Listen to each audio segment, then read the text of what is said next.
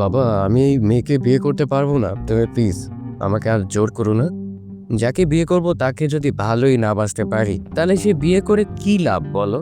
আর সবচেয়ে বড় কথা হচ্ছে, তুমি নিশ্চয়ই চাইবে না যে তোমার এত আদরের ভাতিজি কষ্টে থাকুক। আজ প্রথম নিজের বাবার বিরুদ্ধে এতগুলো কথা বলল তমাল। ওর কথাগুলো শেষ হতে না হতেই ওর বাবা কষে একটা থাপ্পড় মারলেন। তারপর রাগে গজরাতে গজরাতে বললেন, বিয়ে যখন করবি না তাহলে ওর বিয়েটা ভেঙে দিলি কেন? বল, উত্তর দে আমার কথা। তুই যদি একে ভালোই না বাসিস তাহলে ওর বরকে ফোন করে কেন বলেছিস যে তোর সাথে শাফিকার রিলেশন আছে? বল। তমাল এইবার ভীষণ রেগে গেছে। ওর বাবার সামনে রাগটা কন্ট্রোল করার চেষ্টা করছে, কিন্তু পারছে না। দাঁতে দাঁত চেপে তমাল বলল, তোমরা আমার কথা বিশ্বাস কেন করছো না? আমি বরকে কোনো কল করিনি, আর না তো কিছু বলেছি। আর সাফিকার সাথে রিলেশনের কথা আমি স্বপ্নেও ভাবতে পারি না। তোমরা সবাই জানো যে ওই মেয়েটাকে আমি দুই চোখে সহ্য করতে পারি না। তাকে ভালোবাসা বা বিয়ে করা তো দূরে থাক। এজন্যই তো তোর উপর আমার সন্দেহ হয়। তুই ছাড়া এই বিয়ে কেউ ভাঙতে পারে না।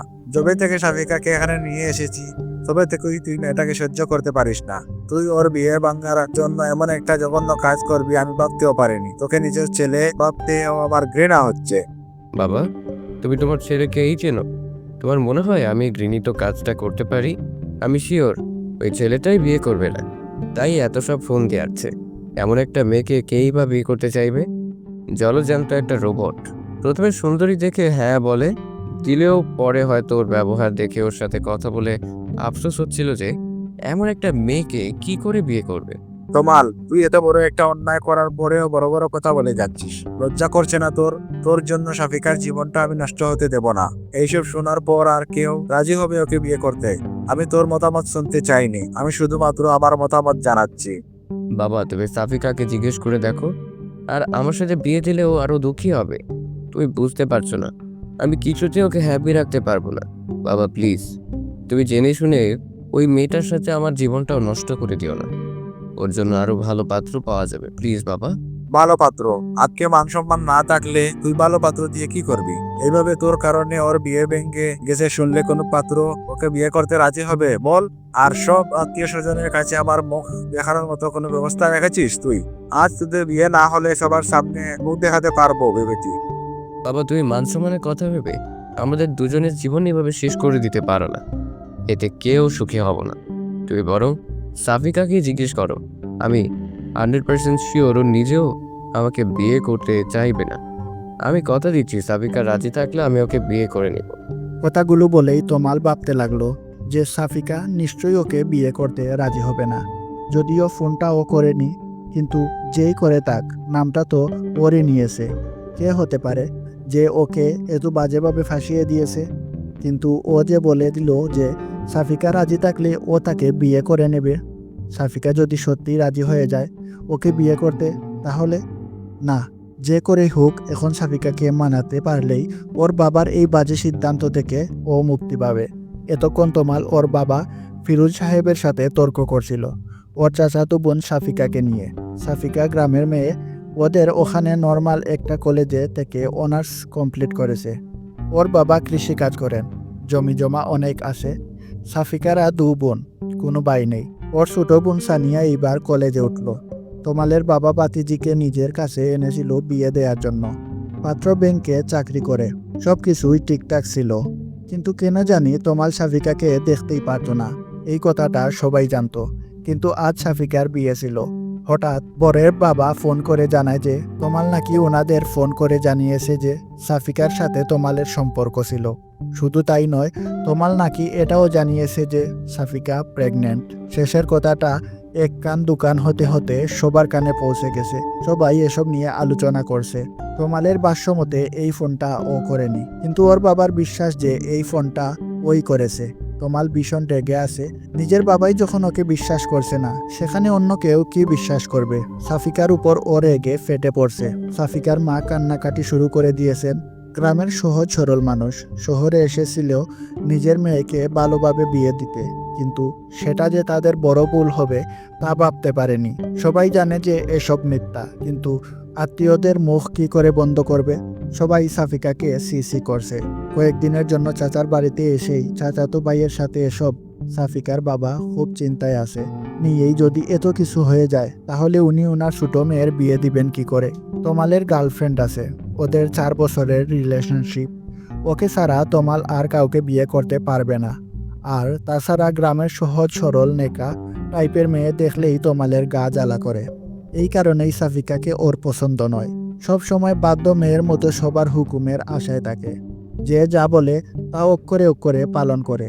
নিজস্বতা বলতে কিছুই নেই এই মেয়ের। আর তাকে নাকি ও ভালোবাসবে, কথাগুলো ভাবতেই গা গিন গিন করে উঠল তমালের। তমালরা 2 ভাই আর 1 বোন। ওর ভাই তুষার মাস্টার্স করছে, আর ছোট বোন তরি সানিয়ার সমান। সবে কলেজে উঠল। তমালরা মাঝে মধ্যে গ্রামে যেত, তবে সাফিকা এই প্রথম ওদের বাসায় এসেছিল।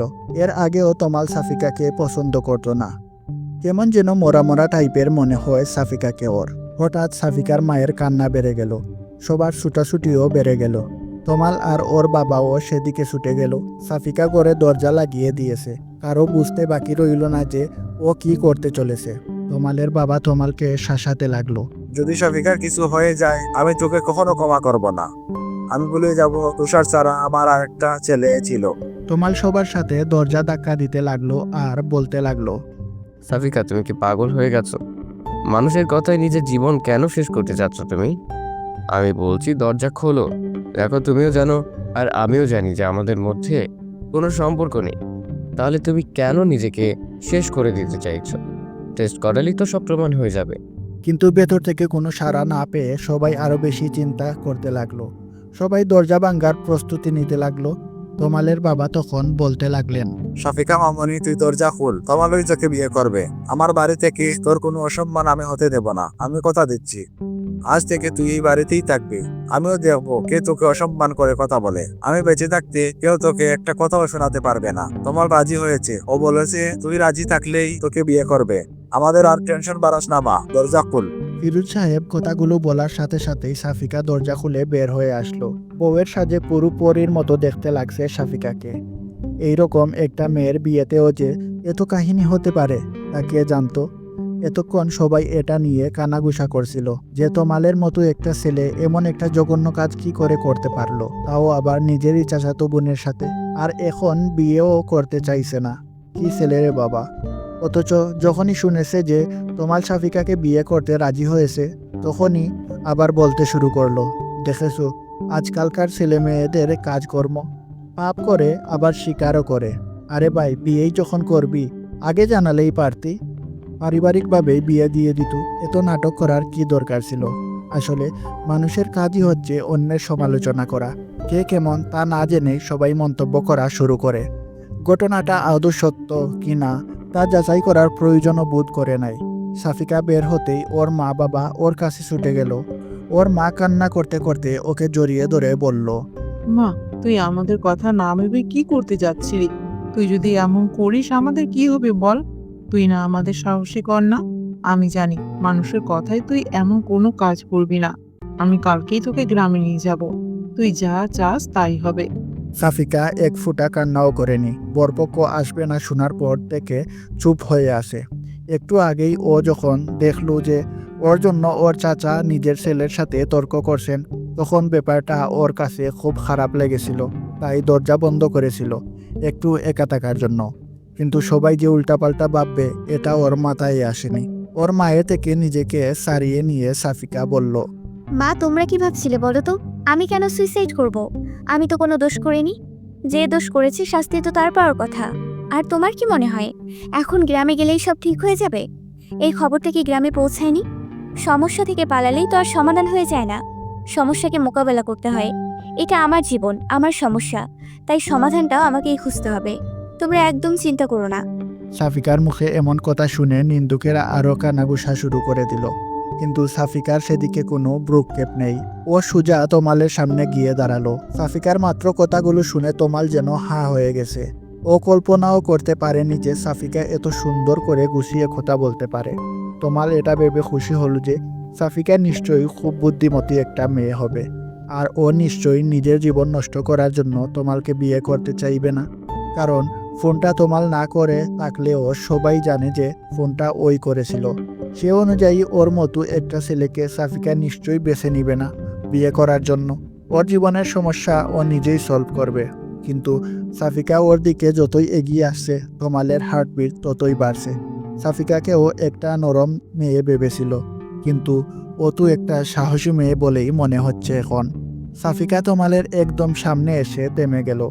তমাল ভাবছে যে এইবার হয়তো সাফিকা ওকে একটা থাপ্পড় দিয়ে জানতে চাইবে যে ও ওর সাথে এমনটা কেন করলো। কিন্তু সাফিকা ওকে অবাক করে দিয়ে জিজ্ঞেস করলো। আপনি কি সত্যি আমাকে বিয়ে করতে রাজি হয়েছেন? সাফিকার মুখ থেকে কথাটা শুনে তমাল কি বলবে বুঝে উঠতে পারছে না। আজ প্রথম সাফিকার এমন ব্যবহার দেখে এমনিতেই বিস্মিত হয়ে গেছে ও। তার উপর আবার ওকে জিজ্ঞেস করেছে বিয়ে করতে রাজি হয়েছে কি না। মেয়েটি আসলে কি চাইছে বুঝতে পারছে না তমাল। সাফিকা সবার সামনে ওকে এমনভাবে কথাটা জিজ্ঞেস করছে যেন ও নিজেও এটাই চাচ্ছিল। তমালকে চুপ থাকতে দেখে সাফিকা আবার বলল, দেখুন, আমি আপনাকে জোর করছি না। আপনি যদি সত্যি আমাকে বিয়ে করতে চান আমার কোনো আপত্তি নেই। আমি আপনাকে বিয়ে করতে রাজি আছি। আপনি আরেকটু ভেবেচিন্তে তারপর সিদ্ধান্ত নিন। শুধুমাত্র সবার জোরাজুরিতে আপনি আপনার জীবনে এত বড় কোনো সিদ্ধান্ত নিন, এটা আমি চাই না। আমি আবারও জানতে চাইছি, আপনি কি সত্যি আমাকে বিয়ে করতে চান? তমাল রাগে ফুলতে ফুলতে বলল, তুমি তো রাজি হবেই। আমার তো মনে হয় যে এসব কিছুর পেছনে তোমারই হাত আছে। এক মিনিট, সত্যি তো এসব তোমার প্ল্যান নয়? না মানে আমাকে বিয়ে করার জন্য তুমি এসব করনি তো? আমার তো এখন তোমাকেই সন্দেহ হচ্ছে। আমার পুরো পরিবারকে বশ করে নিয়ে আমাকেই তাদের কাছে খারাপ বানাচ্ছ। আপনার বুদ্ধির তারিফ করতে হয় মিস্টার তমাল। আমাকে কি মনে হয় আপনার? আমি কি এতটাই বোকা যে খাল কেটে কুমির আনবো? আর আপনাকে বিয়ে করা যদি আমার এতই শখ থাকতো, তাহলে কি আমার নিজের বিয়ে ভেঙে এত নাটক করতাম? নিজের আর পরিবারের মান মর্যাদা খুঁয়ে এই কাজটা করতে হতো না। বড় আব্বুকে বললেই কাজটা হয়ে যেত। আপনার কি মনে হয় বলুন তো? বড় আব্বুকে বললে তিনি কি আমার কথা ফেলতে পারতেন? এমনও তো হতে পারে যে তুমি এটুকু বলতে না বলতেই পাশ থেকে ওর বাবা ওকে ধমক দিয়ে উঠলেন। তারপর বললেন, তমাল, তোর কি মাথা খারাপ হয়ে গেছে নাকি? এসব কি আবল তাবল বলছিস? তুই বলেছিলি যে সাফিকা রাজি হলে তুই ওকে বিয়ে করবি। এবার তোর মতামত শুনলি, আমি আর সময় নষ্ট করতে চাই না। বাবা, কিছু মনে না করলে একটা কথা বলতাম। না মানে ভাইয়া সাফিক আগে পছন্দ করে না, তুমি না হয় জোর করে ওদের বিয়ে দিলে, কিন্তু তারপর কি হবে? তুমি কি একবারও সেটা ভেবে দেখেছো? ওরা কখনো সুখী হবে না। তাহলে জোর করে এই বিয়ে দেওয়ার মানে কি হয়? আমি বলছিলাম যে ভাইয়াকে কেন জোর করতে হবে? আমি তো আছি, যদি তোমাদের কারোর কোনো অমত না থাকে তো। আর সব থেকে বড় কথা, সাফিকা রাজি হলে মাথা নিচু করে কথাগুলো বলা শেষ করেই তুষার সবার মুখের দিকে তাকায়। তমাল যেন আলোর দিশা খুঁজে পায়, কিন্তু ওর বাবার হুঙ্কারে সম্মিত ফিরে পায় দুই ভাই। তোমরা কি ভুলে যাচ্ছ যে তোমাদের বাবা এখনো বেঁচে আছে, আর সে তোমাদের সামনেই আছে। তুষার, তুই এই এর মাঝে নাক গলাবি না। আর তমাল, ছোট ভাইকে দেখে কিছু শিখতে হবে তোর। ওর যেটুকু আত্মসম্মান বোধ আছে তোর সেটুকুও নেই। আমার সিদ্ধান্তই শেষ সিদ্ধান্ত। বেশি কথা না বলে বিয়ের জন্য তৈরি হয়ে যা। তারপর তমাল ওর অনিচ্ছা সত্ত্বেও সাফিকাকে বিয়ে করে নিল। নিজের বাবা আর সাফিকাকে ওর চরম শত্রু মনে হচ্ছিল। আস্তে আস্তে সবকিছু স্বাভাবিক হয়ে গেল। আত্মীয়রা সবাই এক এক করে চলে যেতে লাগলো। সাফিকার পরিবার আর ওর একমাত্র ফুফুর পরিবার রয়ে গেল। বাকি সবাই চলে গেল। রাত 10টার বেশি বেজে গেছে। সাফিকা ওর বোন সানিয়া আর তরির সাথে তমালের রুমে বসে অপেক্ষা করছে। সাফিকা এর মধ্যে বিয়ের শাড়ি পরিবর্তন করে একটা 3 পিস পরে নিয়েছে। সানিয়া আর তরি বয়ে আছে যে তমাল যে আজ সাফিকাকে আরো কি কি কথা শোনাবে কে জানে। ওর যে রাগ, তরি তো তমালকে ভীষণ ভয় পায়। ওর সামনে জুড়ে কথা পর্যন্ত বলে না, অথচ তুষারের সাথে কত ফ্রি। সানিয়া আর সাফিকার সাথেও তুষার অনেক ফ্রিলি কথা বলে। এই কারণে সবাই তুষার ভাইয়া বলতে পাগল। আর তমালের দ্বারে কাছেও কেউ যায় না ভয়ে, অথচ সেই তমালেরই জন্য সাফিকাকে আজ অপেক্ষা করতে হচ্ছে। সাফিকা তরি আর সানিয়াকে উদ্দেশ্য করে বলল, তোরা চলে যা তো, এখন অনেক রাত হয়ে গেছে, গিয়ে শুয়ে পড়। আমিও শুয়ে পড়ি। উনি যখন আসে আসুক। তোদেরকে এত রাত পর্যন্ত অপেক্ষা করতে কে বলেছে বল?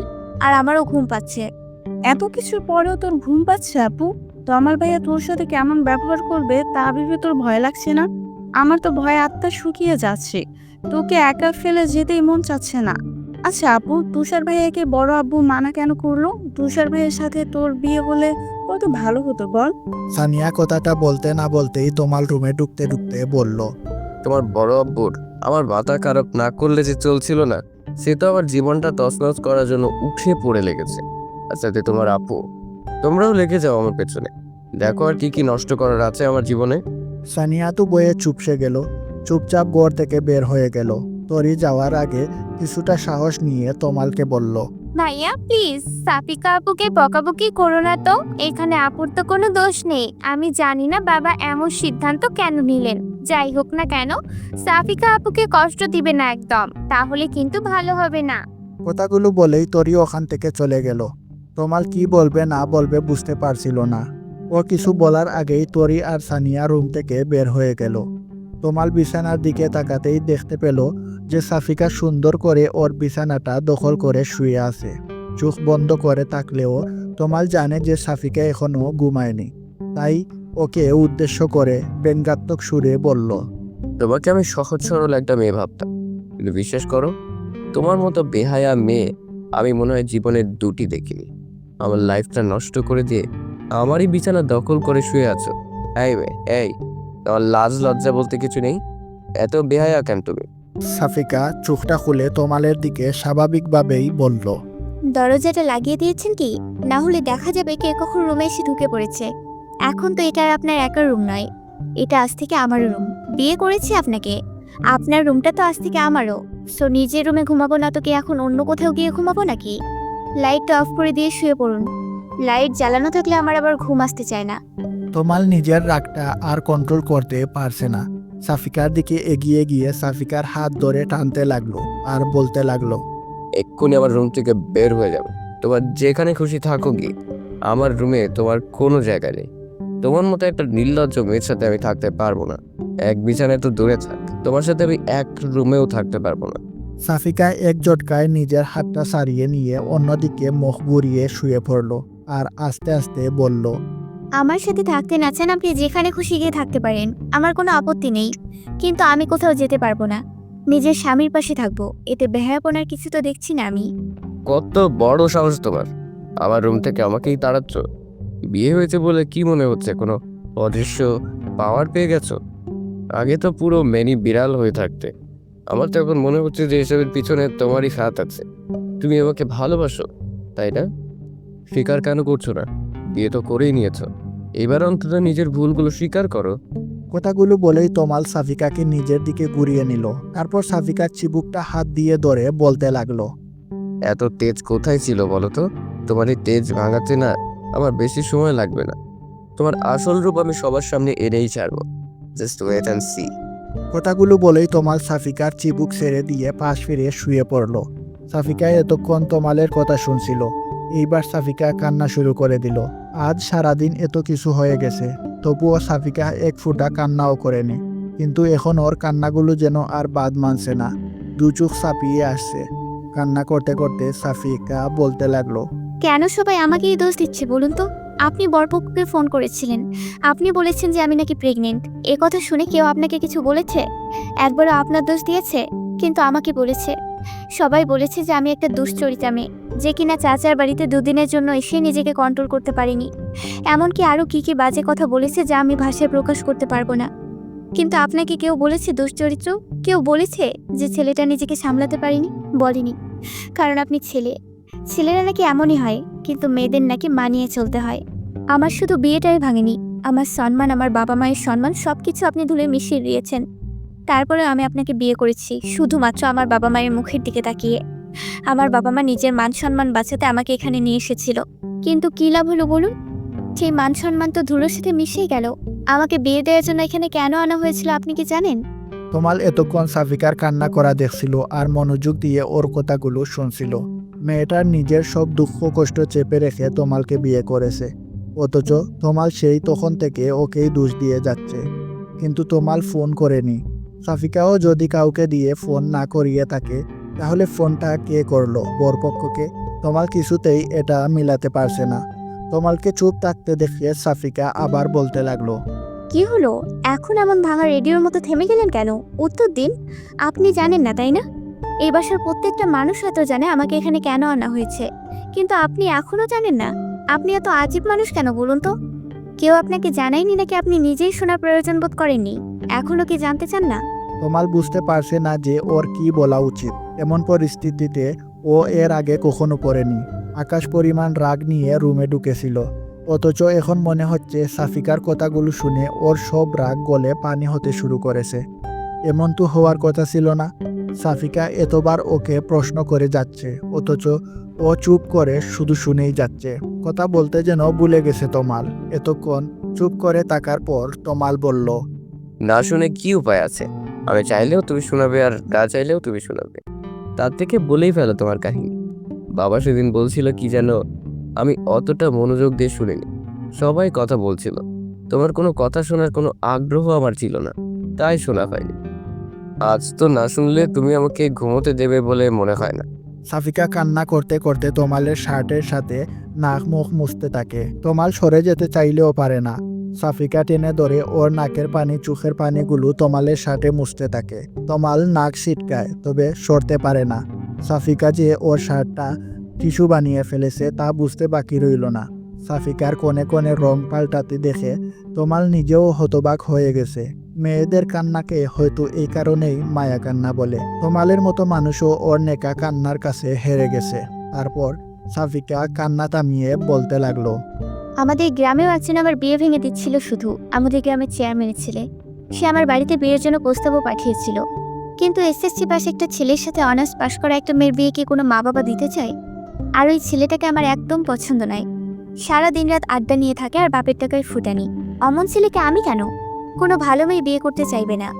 কিন্তু ওই যে জোর যার মূল্য তার, যে বিয়ে ভাঙা বন্ধের জন্য আমাকে এখানে আনলো, সে এখানে এসেও একই অবস্থা, তা আবার বিয়ের দিন। তাহলে তোমার বিয়ে ভাঙার জন্য আমাকে কেন দোষারোপ করছে সবাই? এটা তো সবাই জানো যে বিয়েটা কে ভেঙেছে। আমাকে এর মধ্যে জড়ানোর কি খুব বেশি প্রয়োজন ছিল? এখানে ওরা খোঁজ পাবে কিভাবে? ওরা যাতে আমার খোঁজ জানতে না পারে সেজন্যই তো আমাকে এখানে আনা হয়েছিল। তবে কেন জানি আমার মনে হচ্ছে আপনি সত্যি বলছেন। মানে এর পেছনে নিশ্চয়ই অন্য কেউ আছে। কিন্তু কে সে? আপনি আমাকে হেল্প করবেন খুঁজে বের করতে? আর সে যে শুধু আমার শত্রু তা কিন্তু নয়, সে আপনারও ঘোর শত্রু। না হলে আপনাকে এর মধ্যে জড়াতো না। আমাকে বিশ্বাস করার জন্য থ্যাঙ্কস। অন্তত একজন তো আমাকে বিশ্বাস করেছে। আমি অবশ্যই আসল কালপ্রিটকে খুঁজে বের করব। এত জঘন্য কাজ কে করতে পারে? তাকে তো তার প্রাপ্য পেতেই হবে। কথাগুলো বলার পর তমাল বিছানা থেকে উঠে শার্টটা চেঞ্জ করে একপাশে জড়ুসড়ু হয়ে শুয়ে পড়ল। আর ভাবতে লাগলো যে এই কাজটা যদি ওই চেয়ারম্যানের ছেলে না করে থাকে তাহলে আর কে হতে পারে। ফিরোজ সাহেবের স্ত্রী শিলা ভীষণ রেগে আসেন। আত্মীয়র মধ্যে বিয়ে শাদী ওনার একদম পছন্দ নয়। শুয়ার পর থেকে উনি স্বামীর সাথে এই নিয়ে তর্ক করছেন। তোমাকে আমি আগেই বলেছিলাম যে এই মেয়েকে এখানে আনার কোনো প্রয়োজন নেই। গ্রামে এত ঝামেলা হয়েছে, এখানে যে ঝামেলা হবে না তা কে জানে। তুমি তো আমার কোনো কথা শুনবে না, মানবতার ভান্ডার খুলে বসে আছো। শেষে কিনা এই মেয়েকে আমার ছেলের কাঁধে ঝুলিয়ে দিলে। কে জানে এই মেয়ে কেমন হবে, পুরো সংসারটা ধ্বংস করে না দেয়। ফিরোজ সাহেবের কথা বলার আর মন মানসিকতা নেই। তিনি নিজেও বুঝতে পারেননি এত কিছু হয়ে যাবে। সবার মুখ বন্ধ করার জন্য হলেও এই বিয়েটা দেওয়া উচিত ছিল। বড় মুখ করে ভাইয়ের মেয়েকে এখানে এনেছিল বিয়ে দেওয়ার জন্য। এখান থেকেও যদি খালি হাতে ফিরতো তাহলে মেয়েটার কি হতো? এসব ভাবতে ভাবতে ফিরোজ সাহেব বললেন, দেখো শিলা, যা হওয়ার তা হয়ে গেছে। সাফিকা এখন আর শুধু আমাদের বাতিজি নয়, ও আমাদের বড় ছেলের বউ। আশা করি কথাটা মাথায় থাকবে। বাক্যের লিখন পাল্টানোর ক্ষমতা আমাদের কারোর নেই। আমার ছেলেকে জোর করে বিয়ে দিয়ে ভাবছো যে সে আমার ছেলের ভালোবাসা পেয়ে যাবে? আমার ছেলে এই মেয়েকে কখনো মেনে নিবে না, আর আমিও না। আত্মীয়দের সামনে তুমি সবার মান রাখতে চেয়েছিলে, তা রাখা শেষ। এবার আমরা যা করার তাই করব। কালকেই এই মেয়েকে আমি ওর বাবা মায়ের সাথে গ্রামে পাঠানোর ব্যবস্থা করছি। তুমি এর মাঝে একদম রাগ গোলাবে না। আমি এই মেয়েকে কিছুতেই নিজের বৌমা হিসেবে মানি না। আর আমার ছেলের উপরও আমার পুরো বিশ্বাস আছে, ও নিজেও এই মেয়েকে নিয়ে সংসার করতে পারবে না। যা হওয়ার হয়ে গেছে, আর সামনেও যা উচিত তাই হবে। তোমার কি মাথা খারাপ হয়ে গেছে? কি আবুল তাবুল বলছো? একটা পবিত্র সম্পর্ক শুরু না হতেই তুমি শেষ করে দেওয়ার কথা ভাবছো কি করে? তুমি কি মানুষ? আমার ছেলেকে আমি ভালো করেই চিনি। ও এমন কিছুই চাইবে না, আর না তো আমি এমন কিছু হতে দেব। সাফিকে এই বাড়িতেই থাকবে, কোথাও যাবে না। আশা করি কাল এই বিষয় নিয়ে আর কোনো ঝামেলা করবে না। এর ফল কিন্তু ভালো হবে না। শিলা আরও কিছুক্ষণ বকবক করে থেমে গেলেন। স্বামীর সাথে যত ঝগড়াই করুক না কেন, সবার সামনে তার বিরুদ্ধে কথা বলার সাহস নেই।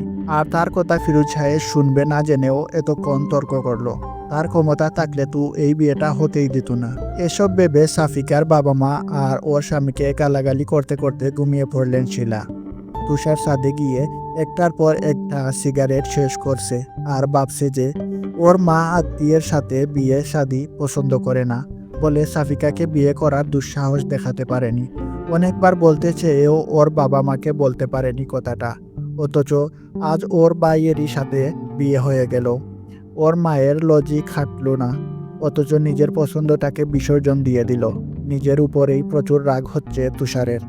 একবার ওর বাবাকে বলেই দেখতো, হয়তো ওর বাবা ব্যবস্থা করত, কিন্তু আজ ওর বাবা ওর ইচ্ছে থাকা সত্ত্বেও তমালের সাথেই সাফিকার বিয়ে কেন দিল সেটা ওর মাথায় আসছে না। তমাল তো সাফিকাকে মোটেও পছন্দ করে না, কিন্তু এখন তমাল যদি সাফিকার সাথে নাও থাকে তবুও তো সাফিকাকে পাবে না। ওর ভাগ্যটা কেন এত খারাপ হলো? সাফিকাকে এত করে মন থেকে চেয়েও ও নিজের করতে পারল না, অথচ তমাল না চাইতেই সাফিকাকে পেয়ে গেল। যে যার কদর বুঝে না সে তার ভাগ্যই কেন পড়ে? সাফিকা কি ভালো থাকবে তমালের সাথে? তমাল কি আদৌ ভালোবাসতে পারবে সাফিকাকে? অনেক রাত পর্যন্ত এসব ভাবতে থাকে তুষার। তমাল সকালে ঘুম থেকে উঠে ফ্রেশ হয়ে এসে দেখে সাফিকা তখনও ঘুমাচ্ছে। তরি এসে একবার ডেকে গেছে নাস্তা করার জন্য। রাতে অনেকক্ষণ কান্না করে তারপর ঘুমিয়েছে, তাই তমাল ওকে ডাকতে চাচ্ছিল না, কিন্তু আবার সানিয়া ডাকতে এসেছে। তাই অনিচ্ছা থাকা সত্ত্বেও তমাল সাফিকাকে আস্তে আস্তে ডাকতে লাগলো। সাফিকার সেদিকে যেন কোনো খেয়ালই নেই যে কেউ একজন তাকে ডাকছে। হঠাৎ চোখ খুলেই তমালকে দেখতে পেয়ে লাফ দিয়ে উঠে সাফিকা, তারপর চোখ কচলাতে কচলাতে বলতে থাকে, আপনি এখানে? ও সরি, আসলে ঘুম থেকে উঠে ভুলেই গিয়েছিলাম যে কাল আমার বিয়ে হয়েছে। ভাগ্যে সেটা ভুলে যাওনি যে কার সাথে বিয়ে হয়েছে। কিছু বললেন মনে হয়? না, বললাম যে ফ্রেশ হয়ে তাড়াতাড়ি চলে আসো, আর যেন কাউকে পাঠাতে না হয়। বাথরুমে ঢুকেই সাফিকার মনে পড়ল যে ওর সব কিছুই তো তরির রুমে। সানিয়া, তরি আর ও এই কয়েকদিন একসাথেই থাকতো। তারপর ওই রুম থেকে বের হয়ে সাফিকা তরির রুমে চলে গেল। তমাল ডাইনিং টেবিলে গিয়ে দেখলো যে ওর ফুপুরা সবাই নাস্তা করতে বসেছে, বাড়ির বড়রা সবাই বসেছে, কিন্তু ওর মা আসেননি। তার নাকি মাথা ব্যথা করছে। তমাল বুঝতে পারলো যে ওর মা কেন আসছে না। ওর মাকে ওর চেয়ে ভালো আর কেউ জানে না হয়তো। ও না গেলে যে ওর মা আসবে না তা বুঝতে পেরে ওর মাকে ডাকতে চলে গেল। তমাল ওর মায়ের রুমে ঢুকে খাবার খেতে যেতে বলতেই ওর মা বলতে লাগলো, তুইও তো শুধু তোর বাবার কথাই শুনবি, আমার কথার কি মূল্য আছে কারো কাছে? তোর বিয়ে নিয়ে আমার কত স্বপ্ন ছিল, সব শেষ করে দিলি তোরা। এখন আমাকে কেন লাগবে? যা তোর বউয়ের কাছে যা, আমাকে ডাকতে হবে না। মা, আমাকে যেন আর কিছু বলতে না হয়।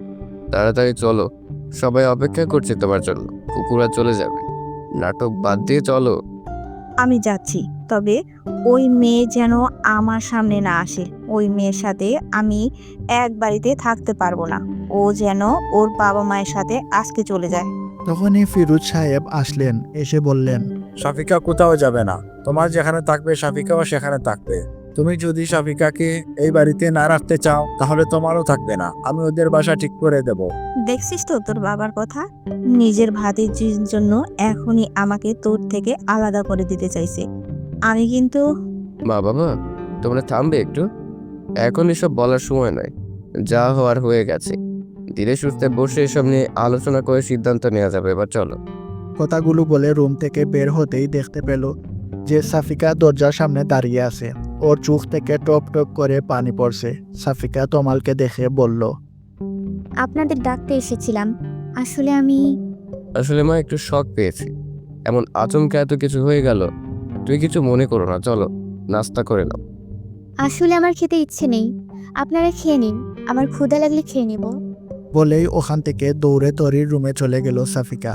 তমাল ওর পিছনে গিয়ে বলতে লাগলো, তোমরা কি শুরু করলে বলো তো? সবাই কি আমাকেই পেয়েছো জ্বালানোর জন্য? আমাকে একটু বোঝার চেষ্টা করো। আমার মনের উপর দিয়ে কি ঝড় যাচ্ছে তা কাকে বোঝাবো? সবাই তো নিজেকে নিয়ে ব্যস্ত। তমালের কথা শুনে সাফিকা দৌড়ে গিয়ে ওকে জড়িয়ে ধরলো। তারপর বলতে লাগলো, আপনার স্ত্রী হিসেবে না হোক, অন্তত কাজিন হিসেবে হলেও আমাকে আপাতত এখানে থাকতে দিন প্লিজ। আমি এখন ওই গ্রামে যেতে পারবো না। ওখানে গেলে ওই রিমনের অত্যাচার, আমি বাড়ি থেকে বিয়ে পর্যন্ত হতে পারি না। আর এখন তো আরো বেশি করে আমার পেছনে লাগবে, বলবে যে বাইরে এসেও আমার বিয়ে হলো না। তোমাল এমনিতেই অনেক চিন্তায় আছে, তারপর আবার ওর মায়ের নতুন ঝামেলা। ওর গার্লফ্রেন্ড রিয়াকে ব্যাপারটা কি করে বোঝাবে সে চিন্তায় অস্থির। আর এদিকে সাফিকা আর ওর মায়ের ঝামেলা। রিয়াকে ছাড়া ও অন্য কোনো মেয়ের কথা স্বপ্নেও ভাবতে পারে না। এখন এইসব সামলাবে নাকি রিয়াকে? সাফিকাকে নিজে থেকে সারিয়ে নিয়ে তমাল বলল, দেখো সাফিকা, এসব ন্যাকা কান্না আমার কাছে করবে না, চুপচাপ খেতে চলো। এসব মায়া কান্না আমার কাছে চলবে না। রাতে অনেক কেঁদেছো, কিচ্ছু বলিনি, আর কিন্তু এসব চলবে না। এখানে থাকতে চাইলে আমার কথা মেনে থাকতে হবে। আমি পারবো। এখানে থাকার জন্যই তো আমি এতদিন চুপচাপ ছিলাম। আবার না হয় সে রোবট হয়ে যাব, যে যা বলবেন তাই শুনবো। চাচি যেভাবে বলবে আমি সেভাবেই থাকবো। অন্তত যে পর্যন্ত ওখানে সব ঠিকঠাক না হয় সে পর্যন্ত আমাকে থাকতে দিলেই হবে। রিবন 5-6 বছর বিদেশে ছিল বলে আমি শান্তিতে ছিলাম। কয়েক মাস হলো দেশে এসেছে, তাতে আমার জীবনের খুশিগুলো শেষ হয়ে গেছে। ওই ছেলে থাকতে আমি আর গ্রামে যাচ্ছি না। আবার হয়তো বিদেশে চলে যাবে, তখন আমি আবার গ্রামে যাব, কথা দিচ্ছি। আর আমি কখনো আমাকে ভালোবাসার জন্য আপনাকে জোর করব না। আপনি মন থেকে কোনোদিন ভালোবাসলে তবেই। এক্সকিউজ মি, দিবার স্বপ্ন দেখা বাদ দাও। থাকতে দিয়েছি বলে অন্য কিছু ভাবার দরকার নেই। ফালতু কথা শোনার সময় আমার নেই। চুপচাপ খেতে চলো।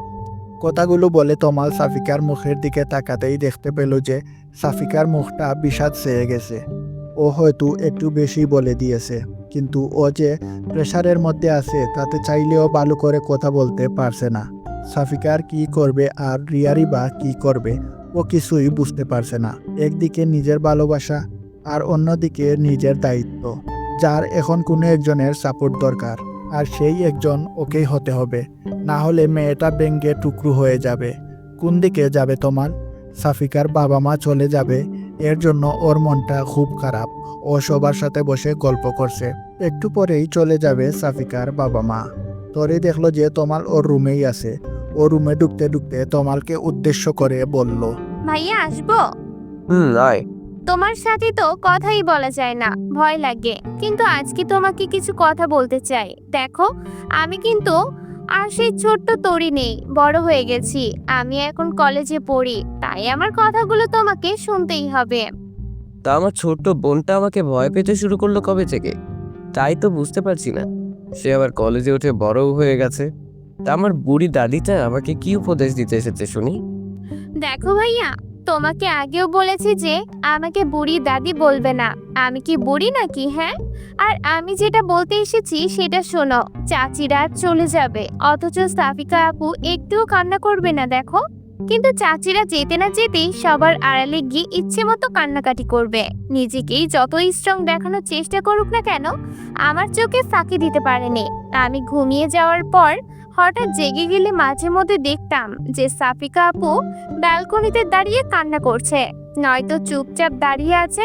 সানিয়া আর চাচা চাচিকে সারা থাকতে ওর ভীষণ কষ্ট হতো, তারপরেও থাকতো একমাত্র ওই রিমনের অত্যাচার থেকে বাঁচার জন্য।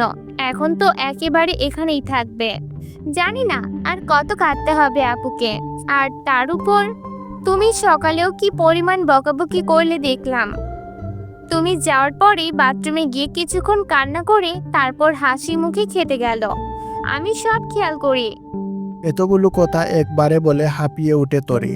তারপর তমালের প্রতিক্রিয়া দেখার জন্য ওর দিকে তাকায়। তমাল চুপচাপ তরির কথা শুনলো বলে তরিরও ভালো লাগছে। আর তরি এই প্রথম সাফিকার জন্য তমালকে এতগুলো কথা বলল। তরির মুখে এমন বড় মানুষের মতো কথা শুনে তমাল বুঝতে পারলো যে তার সেই ছোট্ট তরিটা আজ সত্যিই অনেক বড় হয়ে গেছে। আচ্ছা, তরিকে বিয়ে দিলেও কি এইভাবে ওর শ্বশুর বাড়ি রেখে চলে আসতে হবে? ভাবতেই বুকের মধ্যে চিনচিনে একটা ব্যথা অনুভব হয় তমালের। তার মানে সাফিকার বাবা মায়েরও অনেক কষ্ট হচ্ছে সাফিকাকে রেখে যেতে। আর সাফিকা, কথাটা ভাবতেই মেয়েটার জন্য এক অজানা টান অনুভব করতে থাকে তমাল। এটাই কি পবিত্র সেই বন্ধন? 3 কবুলের মাধ্যমে যে বন্ধন গড়ে ওঠে। কথাটা ভাবতেই নিজের বড্ড অপরাধী মনে হতে থাকে তমালের। নিজের বাবার অনুরোধে এটা ও কি করে বসলো? একটা মেয়ের স্বপ্ন নিয়ে খেলার কোনো অধিকার নেই ওর। সেখানে ও দুটো মেয়ের জীবন নিয়ে খেলেছে। এই গোলকদাদা থেকে আজ ওকে বের হতেই হবে, নইলে ও নিজেকে কখনো ক্ষমা করতে পারবে না। আচ্ছা, তরির সাথে যদি এমনটা ঘটতো, ভাবতেই তমালের পুরো শরীর কেঁপে ওঠে। তরির নিজের ভাইয়ের কোনো উত্তর না পেয়ে রুম থেকে চলে যেতে যেতে বলল, আমার আগে বোঝা উচিত ছিল যে তোমাকে কোনো কথা বলা আর পাহাড়ের সামনে দাঁড়িয়ে কথা বলা একই ব্যাপার। কোনো উত্তর পাওয়া যাবে না। আমাকে কোনো ধমক দাওনি, এটাই তো অনেক। তরি পরের কথাগুলো আস্তে আস্তে বলল যেন তমাল শুনতে না পায়। তরি চলে যাওয়ার পরও তরির বলা কথাগুলো তমালের কানে রেকর্ডের মতো বাজতে লাগলো। আর সাফিকার মনের অবস্থাটা বোঝার চেষ্টা করলো। সাফিকার বাবা মা আর সানিয়া আজকে ট্রেনেই গ্রামে চলে যাবে। কলিজার টুকরা মেয়েকে এভাবে ফেলে রেখে যেতে তাদের কারোরই মন টানছে না, কিন্তু এটাই তো নিয়ম। বিয়ের পর স্বামীর ঘরটাই তো মেয়েদের আসল জায়গা। আর তাছাড়া এখানে সবাই সাফিকার আপন। তারপরও সানিয়া আর ওর মা অনেক কান্না করছে, কিন্তু সাফিকা পাথরের মতো শক্ত হয়ে আছে। ওর বাবা মায়ের সামনে ও নিজের যদি কান্নাকাটি শুরু করে দেয় তাহলে ওনারা ভালো থাকতে পারবে না। সাফিকার কান্নায় পরিপূর্ণ মুখটাই ওনাদের চোখে ভাসবে। তাই সাফিকা কান্নাগুলো মিথ্যা হাসির আড়ালে লুকিয়ে রেখেছে। কান্না পেলে সেই কান্নাকে আটকে রাখাটা যে কি পরিমাণ কষ্টের তা সাফিকা ভালোভাবে বুঝতে পারছে। সাফিকার বাবা তমালের হাতের উপর সাফিকার হাত দিয়ে বললেন, মেয়েকে বিয়ের সময় জামাইয়ের হাতে তুলে দিতে হয়, কিন্তু আমি আজ দিচ্ছি। শুধু মেয়ে জামাই নয়, আমার নিজের ছেলে হিসাবে আমি আমার কলিজার টুকরাকে রেখে যাচ্ছি। ও এর আগে বাইরে কখনো থাকেনি, বাইরের জীবন সম্পর্কে ওর ধারণা নেই রে বাবা। এই কয়েকদিন তোদের এখানে এসেছে তাই রোজ ফোন করে কান্নাকাটি করতো, আর এখন তো সারা জীবনের জন্য রেখে যাচ্ছি। মেয়েকে বিদায় দেওয়ার সময় যে একটা বাবার কি পরিমাণ কষ্ট হয় তা তুই নিজে যখন বাবা হবি তখন বুঝতে পারবি। বাবা, তুমি এসব কি বলছো? আমি কোথায় কান্নাকাটি করেছি? তোমরাই তো সবাই কান্নাকাটি করে জোয়ার বইয়ে দিয়েছো। আর শোনো, আমি এখন সেই ছোট্ট সাফিকা নেই যে কোথাও গেলে বাবা বাবা বলে কান্না শুরু করব। দেখছো না আমি কত হাসি খুশি আছি এখানে? আমাকে কি পরের বাড়িতে রেখে যাচ্ছ নাকি? এখানে সবাই আছে, বড় আব্বু, চাচি, তরি। তুমি একদম চিন্তা করবে না আমাকে নিয়ে। আর সানিয়া তো আছেই, নিজের খেয়াল রাখবে। আর সানিয়া, সারাক্ষণ টিভি আর ফোন না দেখে ঠিকঠাক পড়াশোনা করবি। আর বাবা মায়েরও খেয়াল রাখবি, আর নিজের খেয়ালও রাখবি। কাজ ছাড়া একদম বাইরে যাবি না। আর মা, তুমি নিজেও ঠিকঠাক ঔষধ খাবে আর বাবাকেও খাওয়াবে। খাওয়া দাওয়া ঠিক মতো করবে, একদম অনিয়ম করবে না। সাফিকার বাবা মায়ের সাথে কথা বলার সময় ও খেয়াল করলো যে ওর হাত এখনও তমালের মুঠোর মধ্যেই আছে। তাড়াতাড়ি নিজের হাত ছাড়াতে গেলে তমাল তা আরো শক্ত করে চেপে ধরে। সাফিকা তমালকে বুঝতে পারছে না, এই ভালো ব্যবহার করছে আবার এই খারাপ ব্যবহার করছে। তমালের কোনটা আসল ব্যবহার আর কোনটা নকল তা বুঝতে পারছে না সাফিকা। সবাই যে বলতো বিয়ে হলেই নাকি স্বামী স্ত্রীর মধ্যে একটা অদৃশ্য মায়ার বাঁধন সৃষ্টি হয়ে যায়, তাহলে ওদের মধ্যে সেই বন্ধনটা কেন তৈরি হচ্ছে না? নাকি সম্পর্ক আসলেই এত সহজ নয়, নাকি আরো সময় লাগবে? কিন্তু সকালে তমাল তো বলেছিল যে সে নাকি সাফিকাকে ভালোবাসতে পারবে না। আর মানে কি সেটাই সত্যি? ওর চাচার অনুরোধে শুধু বিয়ে করেছে তমালকে, তার মানে তমালকে সত্যিই কোনোদিন ভালোবাসবে না। কথাগুলো ভাবতেই মনের মধ্যে কল্পনার আকাশে মেঘ জমতে শুরু করে। সাফিকা আর কখনো তমালকে বিরক্ত করবে না, ও তমালকে এই বন্দিত্ব থেকে মুক্তি দিয়ে দিবে। সাফিকার বাবা মা চলে যেতেই সাফিকা তমালের হাত থেকে নিজের হাত ছাড়িয়ে নিয়ে তমালের রুমে চলে গেল। তরি ওর রুম থেকে সাফিকার সব জিনিস দিয়ে গেছে তমালের রুমে। সাফিকা এখনো জানে না যে তমাল অন্য একটা মেয়ের জন্য ওর সাথে এমন ব্যবহার করছে। সাফিকা চলে যেতেই তমালের খেয়াল হয় যে ও এতক্ষণ সাফিকার হাত শক্ত করে ধরে রেখেছিল, কিন্তু কেন ধরেছিল তা ও নিজেও জানে না। হঠাৎ ওর তরির বলা কথাগুলো মনে পড়তেই দৌড়ে রুমে চলে যায়। সাফিকা মাথা নিচু করে বসেছিল। তমাল আস্তে আস্তে ওর সামনে গিয়ে বলতে লাগলো, চাচা চাচি চলে গিয়েছে তো কি হয়েছে? আমরা তো আছি নাকি? আমাদের উপরে বিশ্বাস নেই? আমি আমার কথা রেখেছি, তোমাকে গ্রামে পাঠাইনি। এইবার তোমার পালা। একদম কান্নাকাটি করা যাবে না। কি হলো? বললাম না কান্নাকাটি করা যাবে না। কান্নাকাটি আমার একদম সহ্য হয় না। তমালের কথাগুলো শুনেই সাফিকা অবাক হয়ে মাথা তুলে তাকায়। সাফিকা থেকে তমাল বেশি অবাক হয় আর বলে, তুমি কান্না করছো না? আমি তো ভেবেছিলাম যে সবাই চলে গেছে, এই জন্য তুমি রুমে এসে কান্নাকাটি। নিজের ব্যবহারে নিজেই লজ্জা পায় তমাল। সব দোষ ওই তরির। সাফিকা মৃদু হেসে তমালকে বলতে থাকে, আমি বলেছিলাম আমি অতটা ছিচকাদনি নাই। আপনি কি ভেবেছিলেন বলুন তো? যে মেয়েটা কান্না করছে একটু সান্ত্বনা দিয়ে আসি, তাই না? থ্যাঙ্কস আমাকে থাকতে দেওয়ার জন্য। আর সরি ফর ডিস্টার্বিং। তমাল সাফিকার চোখ মুখে কষ্টের ছাপ স্পষ্ট দেখতে পাচ্ছে। অথচ মুখে বড় বড় বুলি আওড়াচ্ছে। পরি ঠিকই বলেছিল। তমাল আস্তে করে সাফিকার পাশে বসতেই সাফিক নিজেকে গুটিয়ে নেয় এক পাশে। ওর এমন ব্যবহার দেখে তমাল বলতে থাকে, ভয় পাচ্ছ আমাকে? দেখো, সকালে কথাগুলো ভেবে বলতে চাই, কিন্তু চারপাশের প্রেশারে মাথা ঠিক ছিল না। প্লিজ কিছু মনে করো না। ক্ষমা তো আমার চাওয়া উচিত। যা প্রাপ্য তার থেকে খুব বেশি এক্সপেক্ট করে ফেলেছিলাম। সত্যিটা বলার জন্য থ্যাঙ্কস। না হলে আমি হয়তো আরো বেশি স্বপ্ন বুনতে থাকতাম। আমি তোমাকে একটা কথা বলতে চাই। তমাল আসলে রিয়ার কথাটা ওকে জানিয়ে দিতে চাচ্ছে, যেন সাফিকা বুঝতে পারে যে কেন ও সাফিকাকে আপন করে নিতে পারছে না। বিয়ে যখন করেছে সত্যিটা তো জানাতেই হবে। আমাকে আর কিছু বলতে হবে না। আমি জানি আপনি কি বলতে চাইছেন। চিন্তা করবেন না, আমি আপনাকে আর কখনো বিরক্ত করব না। আমাকে থাকতে দিয়েছেন, এটাই আমার জন্য অনেক। আমি কথা দিচ্ছি, চলে যাওয়ার সময় আপনি যা চাচ্ছেন তা পেয়ে যাবেন। কিসের যাওয়ার কথা বলছো তুমি? আর আমি কি চাচ্ছি? কি দেবে তুমি আমাকে? এসব কি বলছো তুমি আবোল তাবোল? আবল তাবল কেন বলবো? জোর করে আর যাই হোক না কেন, কোনো মিথ্যা সম্পর্ক টিকিয়ে রাখা যায় না। আমাদের সম্পর্কটা বাইরের দিক থেকে সত্য হলেও ভেতরের দিক থেকে পুরোটাই মিথ্যা। আমি বুঝতে পারিনি যে পরিস্থিতি এতটা খারাপ হবে। তাহলে কখনো আমি আপনাকে বিয়েটা করতে দিতাম না। এই তো আর কটা দিন, তারপর আমি আপনাকে এই বন্ধন থেকে চিরতরে মুক্তি দিয়ে যাব। কথাগুলো বলে সাফিকা বিছানা থেকে ওঠার প্রস্তুতি নিচ্ছিল। তমাল ওর হাত ধরে আবার বসিয়ে দিয়ে সাফিকার মুখটা নিজের দিকে করে নিল। রাগে তমালের চোখ দুটো রক্তবর্ণ ধারণ করেছে। সাফিকাকে উদ্দেশ্য করে তমাল বলল, কি যেন বলছিল, আরেকবার বলো। বন্ধন থেকে মুক্তি? কি বলছিল এসব? সাফিকা তমালের হাত থেকে নিজেকে সারাতে গিয়েও ব্যর্থ হয়। তমালের চোখের দিকে তাকাতেই ওর ভয় হতে থাকে। তমালের এমন রূপ দেখে ওর আত্মা শুকিয়ে যায়। সাফিকা শুকনো কণ্ঠে সাহস সঞ্চয় করে বলে, ডিভোর্স। কথাটা বলার সাথে সাথেই সাফিকা কিছু বুঝে ওঠার আগেই ওর গালে একটা থাপ্পড় পড়ল। তমালের হাতের কয়েকটা আঙ্গুলের দাগ সাথে সাথে স্পষ্ট হয়ে উঠল ফর্সা গালের উপর। তমাল নিজের রাগটা কন্ট্রোল করতে পারছে না। তুমি এসব করে কি প্রমাণ করতে চাইছো? মহান শাস্তে চাইছো? আমাদের সম্মানের কথা বাদ দিলাম, নিজের বাবা মায়ের কথাটাও ভাববে না একবার? বিয়েটাকে ছেলে খেলা মনে হয় তোমার কাছে? যখন খুশি করলে, যখন খুশি ভেঙে দিলে, তারপর যে কি হবে তা একবারও ভেবে রেখেছো? সবার অনুভূতির কোনো মূল্য নেই তোমার কাছে? তমালের কথা শুনে সাফিকা এতক্ষণে চোখের জলগুলো মুক্ত করে দিল। তারপর কান্না করতে করতে বলল, বাহ, আপনি সবার দিকটা দেখছেন, অথচ আমার দিকটা একটাবারও ভেবে দেখেছেন? সবাইকে খুশি রাখবো, আর দিন শেষে আমার কি হবে? আমার খুশিগুলো নিজের খুশি বিসর্জন দিয়ে অন্যকে খুশি করার মানে জানেন? সবাইকে ধোঁকা দেয়া। যেদিন তারা সত্যিটা জানতে পারবে, সেদিন তারা কি নিজেদের ক্ষমা করতে পারবে? অভিনয় আপনি করতে পারলেও আমি পারবো না। আমি চাই না আমার জন্য কারো লাইফ নষ্ট হোক।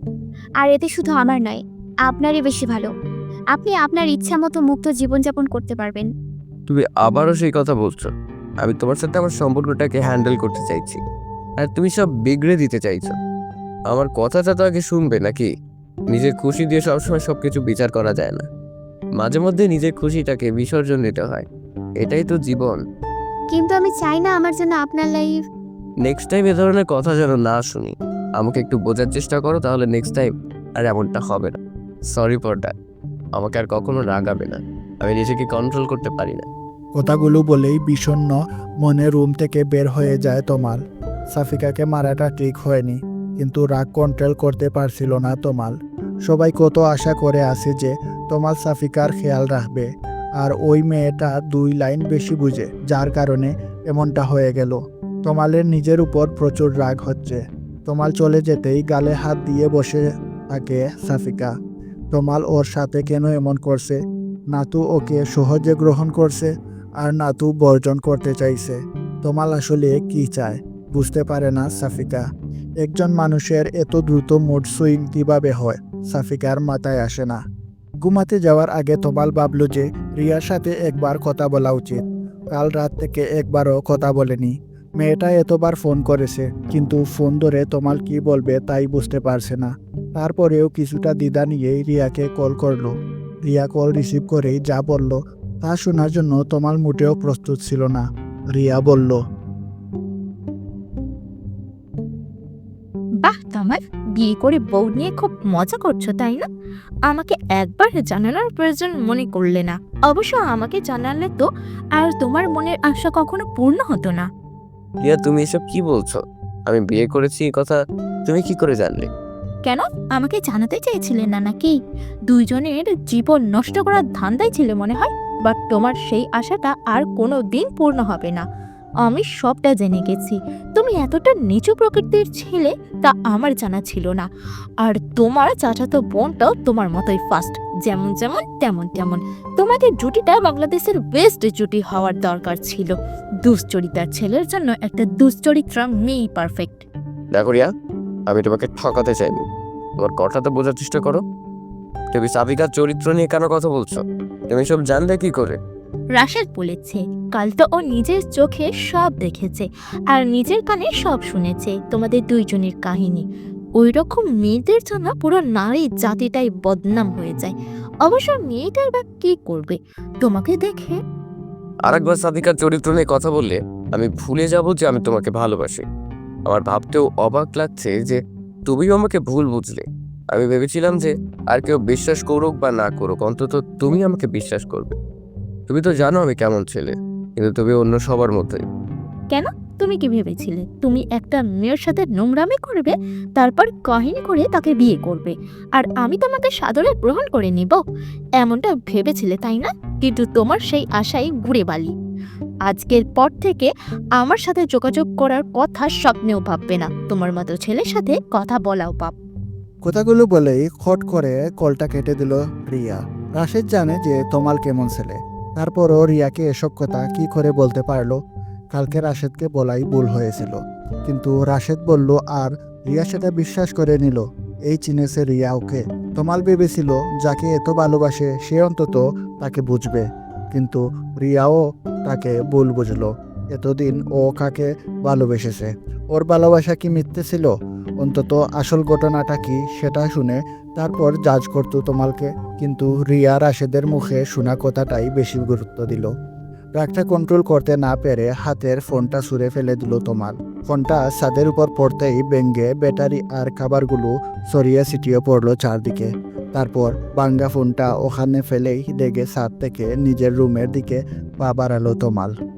রাত হলেই সাফিকার সব কথা যেন বেশি করে মনে পড়তে থাকে। এখন যেমন সাফিকার ওর বাড়ির কথা মনে পড়ছে খুব। সানিয়ার সাথে করা খুনসুটি, ওর মা বাবার সাথে মজা করা, গ্রামের মুক্ত পরিবেশে ঘুরে বেড়ানো, সব স্মৃতিরা যেন বীর করেছে। এসব ভাবতেই চোখের কোণ থেকে কয়েক ফোঁটা জল গড়িয়ে পড়ল। ঘুম যেন আসতেই চাইছে না। তারপরও একা রুমে আরো খারাপ লাগছে। তরির ওখানে গিয়েছিল, তাড়িয়ে দিল, বলল এখন থেকে রাতে ওর রুমে নট এলাও। অথচ তোমালও এতক্ষণ হলো কোথায় যেন গেল বের হয়ে। মনে হলো খুব জরুরি কাজ আছে। তোমাল রুমে এসে দেখলো যে সাফিকা ঘুমিয়ে পড়েছে। রিয়ার সাথে কথা বলে ভীষণ রেগে আছে তোমাল। রুমে এসে সাফিকাকে দেখে ওর রাগটা দ্বিগুণ হয়ে গেল। যে মেয়েটার জন্য ওর জীবনে এত সমস্যা, সে আরামে ওর বিছানায় ঘুমাচ্ছে। এটা যেন ওর সহ্য হচ্ছে না। তোমাল রুমে এসেছে বুঝতে পেরে সাফিকা চোখ খুলে বলল, কোথায় ছিলেন এতক্ষণ? কেন? তোমাকে সেই কৈফিয়ত দিতে হবে নাকি? আমার জীবনটা তছনছ করে দিয়ে নিশ্চিন্তে ঘুমোচ্ছ, আবার আমার কাছেই কৈফিয়ত চাচ্ছ? তোমাকে মানা করেছি না আমার পার্সোনাল লাইফে একদম ইন্টারফেয়ার করবে না? একটা কথা একবার বললে কানে যায় না? তোমার মুখটা দেখলে আমার রাগে গা জ্বালা করে। নিজের এই মুখটা আমার থেকে লুকিয়ে রাখার চেষ্টা করবে। আমি যতক্ষণ না রুমে থাকি ততক্ষণ আমার আশপাশে থাকবে না বেশি। ওকে দেখলে আমার সবকিছু এলোমেলো হয়েছে। কথাগুলো বলেই তোমাল ব্যালকনিতে চলে গেল। সাফিকা বুবার মতো ওর দিকে তাকিয়ে আছে। ও তো শুধু জানতে চেয়েছিল যে এতক্ষণ কোথায় ছিল। এটা জানতে চাওয়াটাও কি খুব বড় অপরাধ?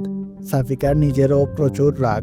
এখানে আসার পর থেকে সব সময় রাগের আগুনটাকে ছাই চাপা দিয়ে রেখেছিল, কিন্তু এখন আর যেন তা চাপা থাকতে চাইছে না। তারপরও সাফিকা অনেক কষ্ট করে নিজেকে কন্ট্রোল করার চেষ্টা করে চোখ বন্ধ করে শুয়ে পড়ল। একটু পরেই তমাল এসে ওর পাশে শুয়ে পড়ল। সাফিকা আর একটা কথাও বলছে না। তমাল সাফিকাকে বোকা দেওয়ার পর নিজেই আবার অনুতপ্ত হয়। রিয়ার রাগগুলো সব সাফিকার উপর চাপিয়ে দিয়ে যেন ওর রাগটা অনেকটা কমে গেছে। তাই সাফিকার সাথে কিছুটা স্বাভাবিক হওয়ার জন্য বলল, তোমাকে আমি আবারও বলছি, আমার রাগ হয় এমন কোনো কাজ করবে না। আমি নিজের রাগটাকে কন্ট্রোল করতে পারি না। তারপরও এটুকু বলেই থেমে যায় তোমাল। কারণ এখন সাফিকা এমন কিছুই করেনি যার কারণে ও সাফিকাকে এত কথা শোনালো। তোমালের এই স্বাভাবিক আচরণে সাফিকার রাগটা কমার বদলে আরো বেড়ে গেল।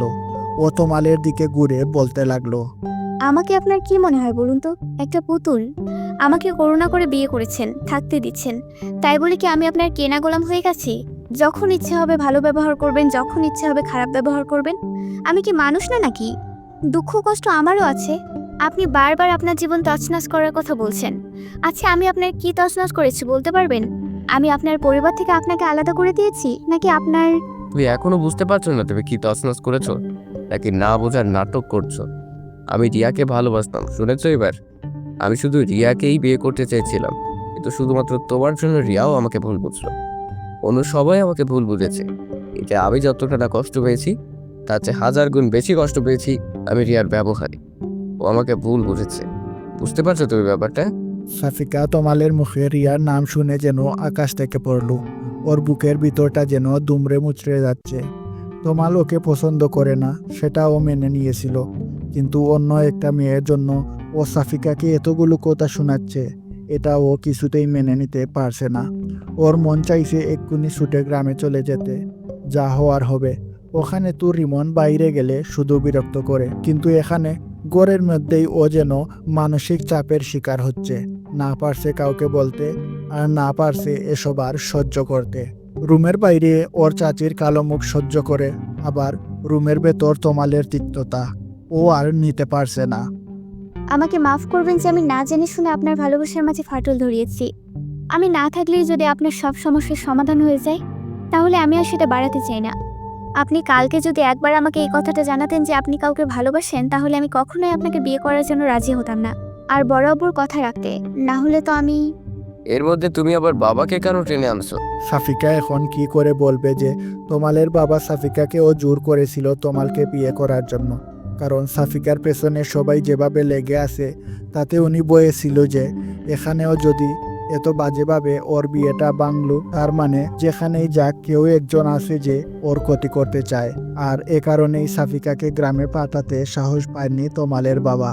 হয়তো ওখানে ওর জন্য নতুন কোনো বিপদ অপেক্ষা করছে। কি হলো, এখন কিছু বলছো না কেন? হ্যাঁ, বরাবর কথাতেই আমি আপনাকে বিয়ে করেছি, কারণ তিনি আমাকে কোনো বিপদের মুখে ঠেলে দিতে চাচ্ছিলেন না। বাহ, আমার বাবাকে তো ভালোই হাত করে নিয়েছো। তোমাকে বিপদ থেকে উদ্ধার করতে নিজের ছেলেটাকেই জাহান্নামের দিকে ঠেলে দিলেন। আরে ভাই, কোনো ভালো ছেলে দেখে তোমাকে বিয়ে দিলেই তো। পরেরটুকু কেন বললেন না? কে বিয়ে করতো আমাকে? আর সে বিয়েটা ভাঙাতে আরও সহজ হতো, কারণ এখন তো আমি একটা কলঙ্কিতা মেয়ে। যার এত বড় একটা কলঙ্ক আছে, তাকে কে বিয়ে করবে? আপনি সুখী আছেন আমাকে বিয়ে করে? আপনি তো জানেন আমি কেমন মেয়ে। তোমাল আর কিছু বলতে পারে না। সাফিকা বলতে থাকে, আমি কালকেই গ্রামে চলে যাব, ঘরবন্দি হয়ে থাকবো। তবু এসব আমি আর সহ্য করতে পারছি না। একদিনে আমি হাঁপিয়ে উঠেছি, এর পরের দিনগুলো কিভাবে কাটাবো এখানে? যে আমাকে ভরসা দিয়ে রেখে দিল, সেই যদি এমন করে তাহলে... সরি, রিয়ার সাথে কথা বলে মন মেজাজ খারাপ হয়ে গিয়েছিল। কারোর সাথে রাগলে সেই রাগটা এখন থেকে আমার উপরেই ছাড়বেন বলে ঠিক করে ফেলেছেন মনে হচ্ছে। সরি বললাম তো। সরি দিয়ে সবকিছু সমাধান হয় না মিস্টার তমাল। আর আপনি ভালোবাসার কথা বলছেন।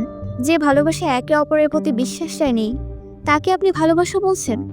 যাকে ভালোবাসি সেই যদি আপনাকে বিশ্বাস না করে, তাহলে সেই ভালোবাসার কি মূল্য থাকতে পারে? তোমার ভালোবাসার মানুষটি তোমাকে ধোকা দিলে তুমি কি করতে? তুমি কি তাকে ভুল বুঝতে না? এমনি এমনি মাফ করে দিতে তাকে? আপনি কি সত্যিই কোনো ভুল করেছেন? আপনি তাকে সত্যটা বলার পরেও যদি আপনাকে বিশ্বাস না হয়, তাহলে একবার অন্তত সত্যটা যাচাই করা উচিত ছিল। আপনি কেমন ছেলে তা ওই মেয়েটার ভালো করেই জানার কথা। এত বড় একটা জঘন্য কাজ আপনি করতে পারেন, তা সে এত তাড়াতাড়ি কি করে বিশ্বাস করে নিল? তোমাল আর কিছু না বলে একদম চুপ হয়ে গেল। সাফিকাও চুপ হয়ে যাওয়ায় রুমে পিনপতন নীরবতা বিরাজ করতে লাগলো। সকালে ঘুম থেকে উঠে সাফিকা ওর চাচির সাথে নাস্তা বানাচ্ছে। ওর চাচি ওর সাথে একটা কথাও বলছে না। সাফিকা ব্যাপারটা হজম করার চেষ্টা করছে। তরি নাস্তা করে কলেজে চলে গেছে। তোমাল আর ওর বাবাও অফিসে চলে গেছে। সাফিকা চাচি নিজের রুমেই আছেন। সাফিকা সেখানে যাওয়ার সাহস পাচ্ছে না। নিজের রুমে একা একা দম বন্ধ হয়ে আসছে সাফিকার। বিয়ের আগে সারাদিন ওর চাচির আশেপাশেই থাকতো, সময় কেটে যেত, কিন্তু এই বিয়েটা যেন ওর জীবনে অমাবস্যা হয়ে ঘিরে ধরেছে।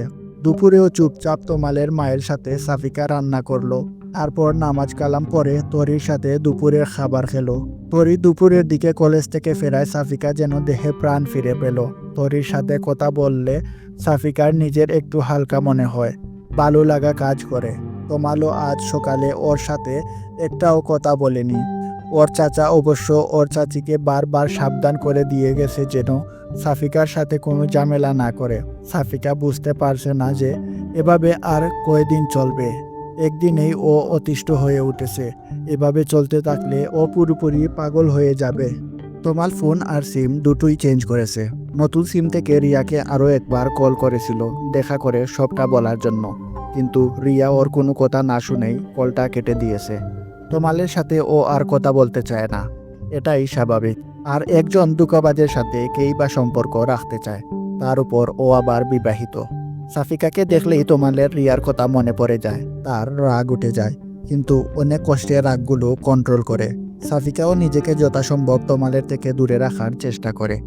তুষার সেই সকালে নাস্তা করে বের হয় আর অনেক রাতে বাসায় ফেরে। সাফিকার বিষণ্ণ মুখটা ও দেখতে পারে না। ও বুঝতে পারে যে সাফিকা তোমালের সাথে সুখে নেই, তারপরও কিছু করতে পারে না। সবাই জানে যে পরিস্থিতির মুখে পড়ে তুষার সাফিকাকে বিয়ে করতে চেয়েছিল। কেউ যদি এটা জানতে পারে যে তুষার সাফিকাকে পছন্দ করত, তাহলে ব্যাপারটা সাফিকার জন্য আরও জটিল হয়ে যাবে। এভাবেই কেটে যায় 2 মাস। সাফিকা, তোমাল আর তুষারের জন্য এই 2 মাস যেন 2 বছরের মতো। সাফিকা এখনো জানতে পারেনি যে ওর বিয়ে ভাঙ্গার পেছনে কে ছিল। এর মধ্যে তোমালকে একবার জিজ্ঞেস করেছিল, ও কিছু জানায়নি। তোমালের দিনগুলো বিস্ময় হয়ে উঠেছে। ওর সাথে সাথে সাফিকার জীবনটাও বিষিয়ে তুলেছে।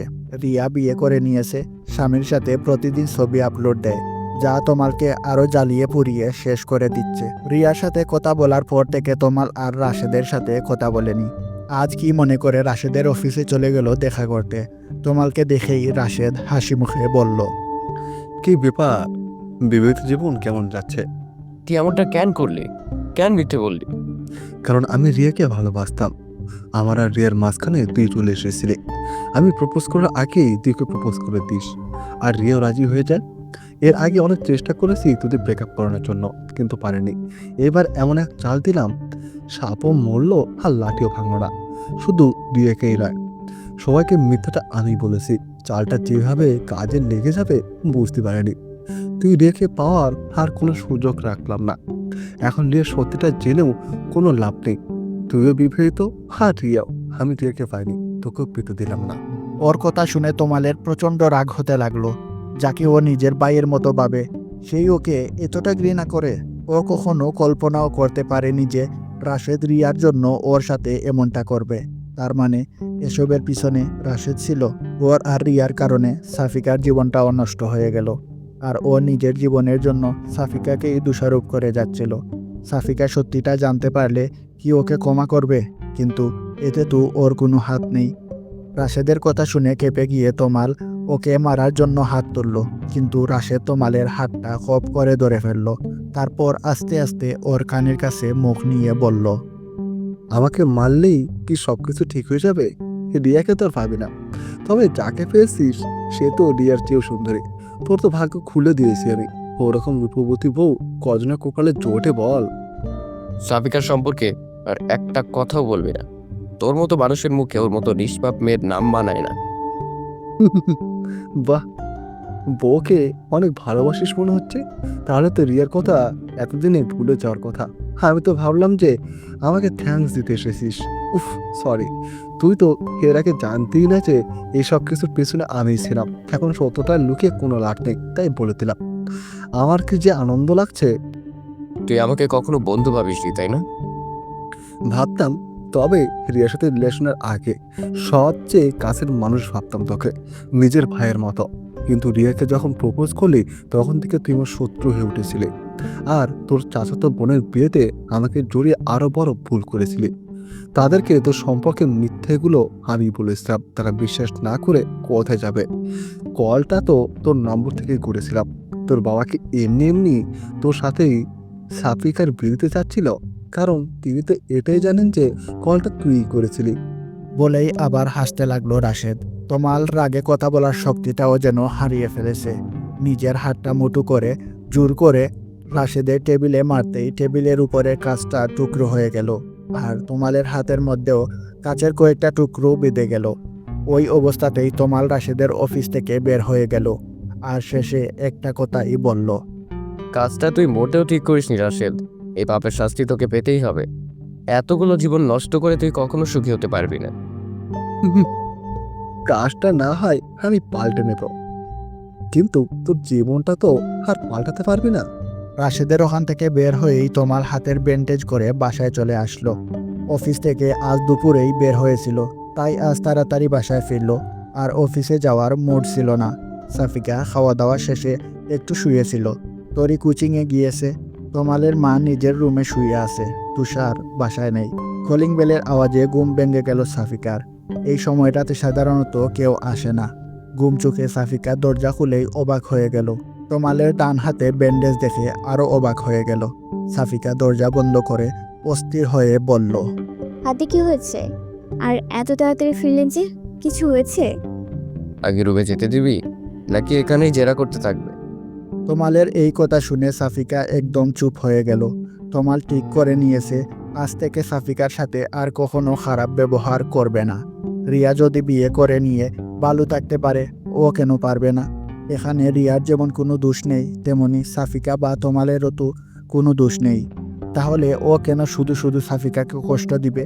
ও নিজের জন্য সাফিকার জীবনটা নষ্ট হতে দেবে না। রুমে ঢুকে নিজের মেজাজটা একটু ঠান্ডা করে সাফিকাকে উদ্দেশ্য করে বলল, এক গ্লাস ঠান্ডা পানি দিতে পারবে? খুব পিপাসা পেয়েছে। তোমাল এই প্রথম নিজে থেকে সাফিকার কাছে কিছু চাইলো। সাফিকা খুশি মনে দৌড়ে চলে গেল পানি আনতে। পানি এনে তোমালকে দিতেই ও বলল, থ্যাঙ্কস কেন? আমার জীবনে আসার জন্য। তোমালের কথাটা শুনে সাফিকা যেন নিজের কানকে বিশ্বাস করাতে পারছিল না। অবাকের চরম সীমায় পৌঁছে গেল ও। নিজের কপালে হাত দিয়ে দেখতে লাগলো যে ও কোনো গুড়ের মধ্যে আছে কিনা, ও সুস্থ কিনা। কিন্তু ও পুরোপুরি ঠিক আছে বুঝতে পেরে দপ করে বিছানার উপর বসে পড়ল। তারপর উঠে গিয়ে তোমালের কপালে হাত দিয়ে দেখলো যে ও সুস্থ আছে কিনা। তারপর অবাক হয়ে বলল, আপনি কি অসুস্থ নাকি মাথায় আঘাত লেগেছে? ড্রিঙ্কস করেনি তো? কি হয়েছে আপনার? আপনি ঠিক আছেন তো? তমাল সাফিকাকে এই প্রথম নিজের বুকে টেনে নিয়ে বলল, তুমি এত অস্থির কেন হচ্ছ? আমি ঠিক আছি। আমি সজ্ঞানেই কথাটা বলেছি। সত্যি আমি ধন্য যে তোমার মতো কাউকে আমার জীবনে পেয়েছি। আমার জন্য তোমার অনেক কষ্টে কেটেছে কয়েকদিন।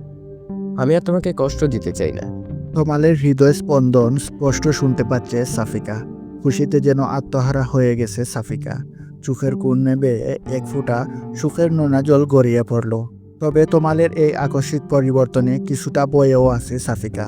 তোমাল কি সত্যি রিয়াকে বলে ওকে আপন করে নিয়েছে, নাকি ওর মুড সুইং এর জন্য এমনটা করছে? দেখা যাবে। এখন নিজেই বুকে টেনে নিচ্ছে, একটু পর আবার ওকে ছুঁড়ে ফেলে দিবে। এসব কথা মনে হতেই তোমালের বুক থেকে নিজেকে ছিটকিয়ে পড়ল সাফিকা।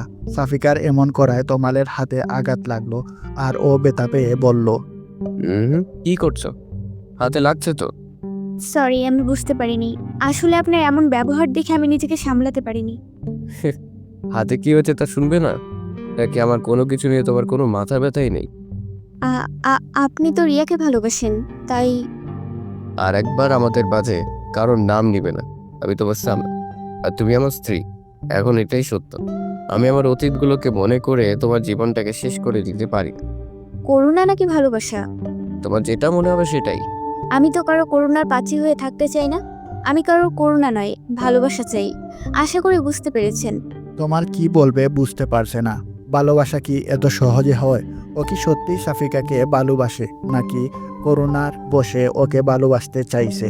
ও নিজেও বুঝতে পারছে না, কিন্তু ও আর সাফিকাকে কষ্ট দিতে চাচ্ছে না। তাই কোনো কিছু না ভেবেই বলে দিল, ভালোবাসি।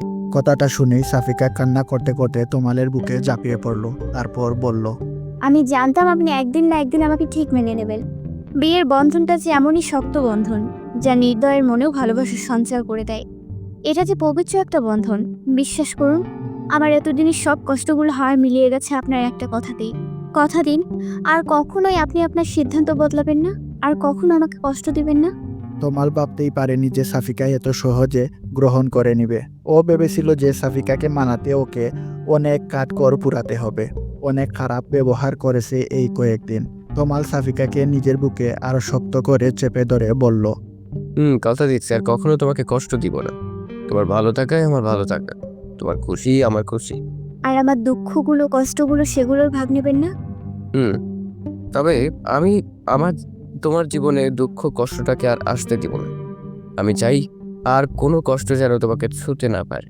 তমাল যেমন ভাবতে পারেনি যে সাফিকা এত তাড়াতাড়ি সব মেনে নিবে, তেমনি সাফিকাও ভাবতে পারেনি যে তমাল এত তাড়াতাড়ি ভালোবাসে ফেলবে। সন্ধ্যা থেকেই তমালের ভীষণ জ্বর, বিছানা ছেড়েও উঠতে পারছে না। একে তো হাতের ব্যথা, তার উপর জ্বর, দুপুরেও কিছু খায়নি। বলেছে যে দুপুরে বাইরে খেয়ে এসেছে। রাতে তুষার ওষুধ এনে দিল, সাফিকা স্যুপ বানিয়ে খাইয়ে দিল, তারপর ওষুধ খাইয়ে দিল, তবুও জ্বর কমার নাম নেই। রাতের সাথে সাথে জ্বরও যেন বাড়ছে। সাফিকা একটা টুল নিয়ে তমালের মাথার কাছে বসে জলপট্টি দিয়ে দিচ্ছে।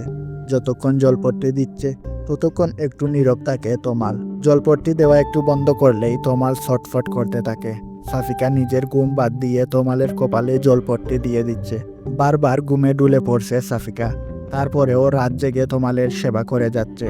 জ্বরে তমালের যেন কোনো হুঁশ নেই, মরার মতো পড়ে আছে। মাঝরাতের দিকে তমালের হুঁশ ফিরে। জ্বর কিছুটা কমেছে, তবে শরীরটা ভীষণ দুর্বল। উঠে বসার মতো শক্তিটুকুও যেন নেই। ও দেখে যে ওর পাশেই বিছানার উপর হাতের উপর মাথাটা দিয়ে ঘুমিয়ে আছে সাফিকা।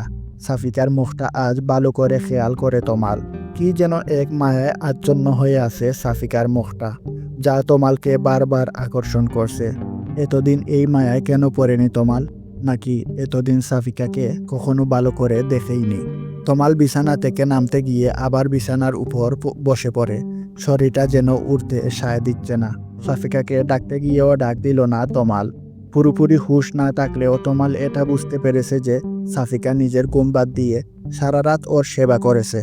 সাফিকার কপালের উপর থেকে চুলগুলো সরাতেই তমালের হাতের স্পর্শ পেয়ে ঘুম ভেঙে যায় সাফিকার। সাফিকা এক লাফে টুল থেকে উঠে পড়ে। তারপর তমালের সামনে গিয়ে ওর কপালে হাত দিয়ে দেখে যে জ্বর অনেকটা কমে গেছে।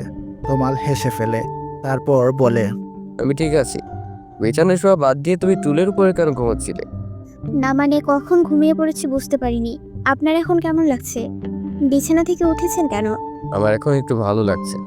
বউয়ের সেবায় স্বামী সুস্থ না হয়ে পারে? আমি তো ভাবলাম যে ভয়ে তুমি আমার পাশে সবনি। আমার জ্বরটা যদি তোমারও হয়ে যায়?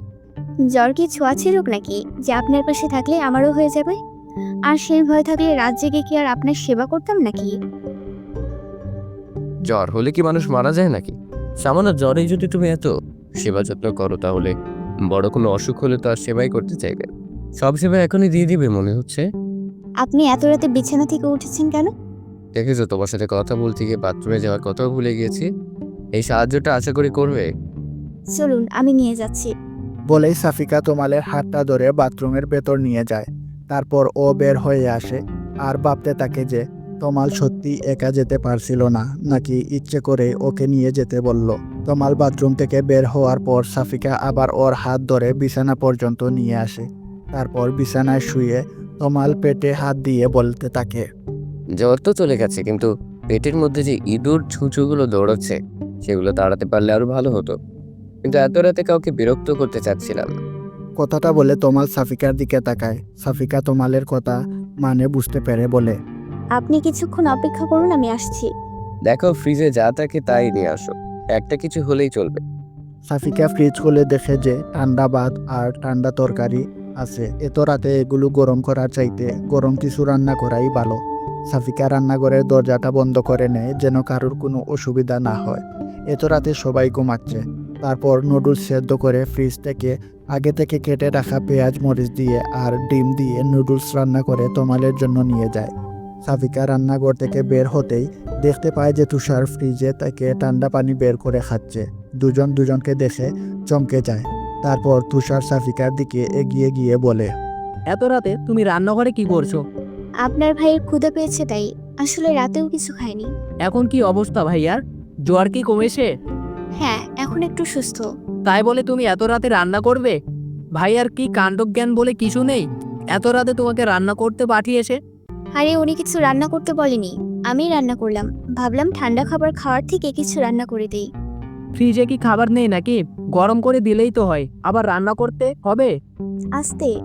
একথা বলতে না বলতেই সাফিকা দেখতে পায় যে তমাল রুম থেকে বের হয়ে এসেছে। সাফিকা ওর হাতে ট্রেটা পাশের টেবিলের উপর রেখে তমালের দিকে এগিয়ে যায়।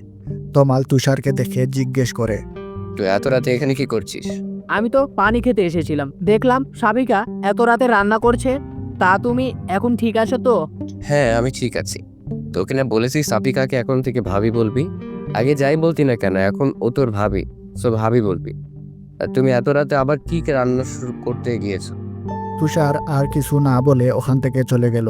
সাফিকা তমালকে ধরে রুমে নিয়ে যেতে যেতে বলল, আপনি আবার বিছানা থেকে নেমেছেন কেন? আমি তো যাচ্ছি। আমি কি তোমাকে রান্না করতে বলেছি নাকি? আচ্ছা, কথা না বলে চুপচাপ এখানে বসুন, আমি খাবারটা নিয়ে আসি। তারপর নুডলস এনে তমালকে খাইয়ে দিতে লাগলো সাফিকা। তমাল চামচটা সাফিকার মুখের দিকে দিয়ে বলল, আমি একাই খাবো নাকি? তুমিও খাও। এত কষ্ট করে রান্না করলে একটু টেস্ট করে দেখবে না? আমি তো রাতে খেয়েছি, আপনি খান। আর আমার রান্নার টেস্ট আমার জানা আছে। আমার সাথে খাও এখন। আমার বউয়ের হাতের রান্না যে এত সুস্বাদু তা তো আগে জানতাম না।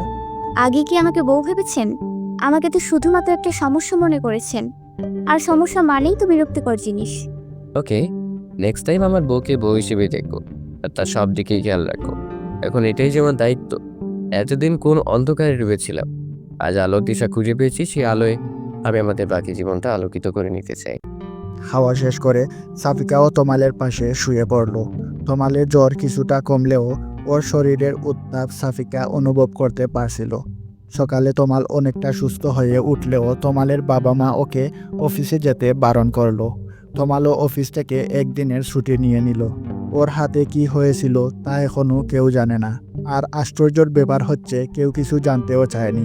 ব্যাপারটা তমালের জন্য ভালোই হয়েছে, না হলে সবাইকে মিথ্যা বলতে হতো। সত্যটা তো আর বলা যাবে না। হাতের ড্রেসিং করানোর জন্য তমাল হাসপাতালে যাবে শুনে সাফিকাও ওর পিছু নিল। তমালের অনিচ্ছা সত্ত্বেও সাফিকার অনুরোধ ফেলতে পারল না। সাফিকা আজ প্রথম তমালের সাথে বাইরে বের হয়েছে। এক রিকশায় দুজন পাশাপাশি বসেছে। এ যেন এক অন্যরকম অনুভূতি। সাফিকার স্বপ্নগুলো যেন পূর্ণ হতে চলেছে এক এক করে। তমালের সাথে রিকশায় যেতে ভালোই লাগছে সাফিকার। তমাল রিয়ার সাথে অনেকবার অনেক জায়গায় ঘুরেছে, তবে আজ সাফিকার সাথে ঘুরে ওর অন্যরকম ভালো লাগছে। যদিও ওরা ঘুরছে না, ডাক্তারের কাছে যাচ্ছে, তারপরেও এটাকে এক ধরনের ঘোরাঘুরি মনে হচ্ছে। ডাক্তার দেখানো শেষে ওষুধ নিয়ে ওরা আবার বাসার উদ্দেশ্যে রওনা দিল। সাফিকা এর আগে শহরে তেমন একটা আসেনি, আসলেও কিছু ঘুরে দেখেনি। আজ তমালের সাথে বের হয়ে মনে হচ্ছে সারা শহর একদিনে ঘুরে শেষ করে দেবে। তমাল অসুস্থ না হলে সাফিকা আজকেই ওকে নিয়ে ঘুরতে বলতো, কিন্তু এখন এই কথা বলাটা ঠিক হবে না। তমাল হয়তো সাফিকার মনের অবস্থাটা বুঝতে পেরেছিল, তাই রিক্সাওয়ালাকে বলল পাশের একটা রিসোর্টে নিয়ে যাওয়ার কথা। তমালের মুখে রিসোর্টের কথা শুনে সাফিকা খুশি হলো, আবার কিছুটা অবাকও হলো। তারপর বলল, বাসায় যাবেন না? এখন আবার রিসোর্ট কেন? আপনি না অসুস্থ? তুমি এত কথা বলো কেন? আমি কি অনেক অসুস্থ নাকি? হাতে একটু লেগেছে আর কি। আচ্ছা, আপনার হাতটা কাটলো কিভাবে? তমাল যেন এই ভয়টাই পাচ্ছিল, এখন সাফিকা কি উত্তর দিবে। তারপর অনেক ভেবেচিন্তে বলল, আমার অফিসের টেবিলটা ভেঙে গিয়েছে, ওইটা কাচের টুকরো হাতে লেগেছিল, তাই আর কি। আপনার হাতে কি করে লাগলো? কি হবে আবার? আমার হাতটা ওখানেই ছিল। আচ্ছা চলো, আমরা চলে এসেছি রিসোর্টে। তারপর দুজনে অনেক মজা করলো। দুপুরে কিছুটা পরে বাসায় ফিরতেই তমালের মা তমালের দিকে এগিয়ে এসে বলল, দেখি বাবা, তুই ঠিক আছিস তো? ডাক্তার দেখাতে এত সময় লাগে? কোথায় ছিলি তোরা? মা, তুমি একটু বেশিই চিন্তা করছো। আমি তো ঠিক আছি। আমি সাফিকাকে একটু ঘুরিয়ে নিয়ে আসলাম। সারাদিন বাসার মধ্যে বন্দি থাকে। ঘরে বন্দি তো আমিও থাকি, কই আমার কথা তো কেউ কখনো এভাবে চিন্তা করে না। আর বউ আসতে না আসতেই বন্দি হয়ে গেল। মা, তুমি বিষয়টাকে অন্যভাবে কেন নিচ্ছো? সাফিকা গ্রাম থেকে এসেছে, এমন পরিবেশে থেকে অভ্যস্ত নয়। আর তাছাড়া ওর উপর দিয়ে যা ধকল যাচ্ছে তোমার বোঝা উচিত। তুমি ওকে একটু সাপোর্ট করবে তা নয়, তুমি ওর উপর আরো প্রেশার ক্রিয়েট করছো। তুমি কেন ওকে অপমান করে নিতে পারছো না? আপনি চাচিকে এসব কি বলছেন? চুপ থাকুন। চাচি আমাকে অনেক ভালোবাসে। আপনি শুধু শুধু বুঝছেন। আমার ছেলেটাকে তো হাত করে নিয়েছিস, আর স্বামীকে তো অনেক আগেই হাত করে রেখেছিস। আমাকে হাত করা এত সহজ নয়। বলেই উনি ওখান থেকে চলে গেলেন। তমাল নিজের মাকে বোঝানো ব্যর্থ হয়ে সাফিকার সাথে রুমে চলে গেল। সাফিকার মনটা খারাপ হয়ে গেল।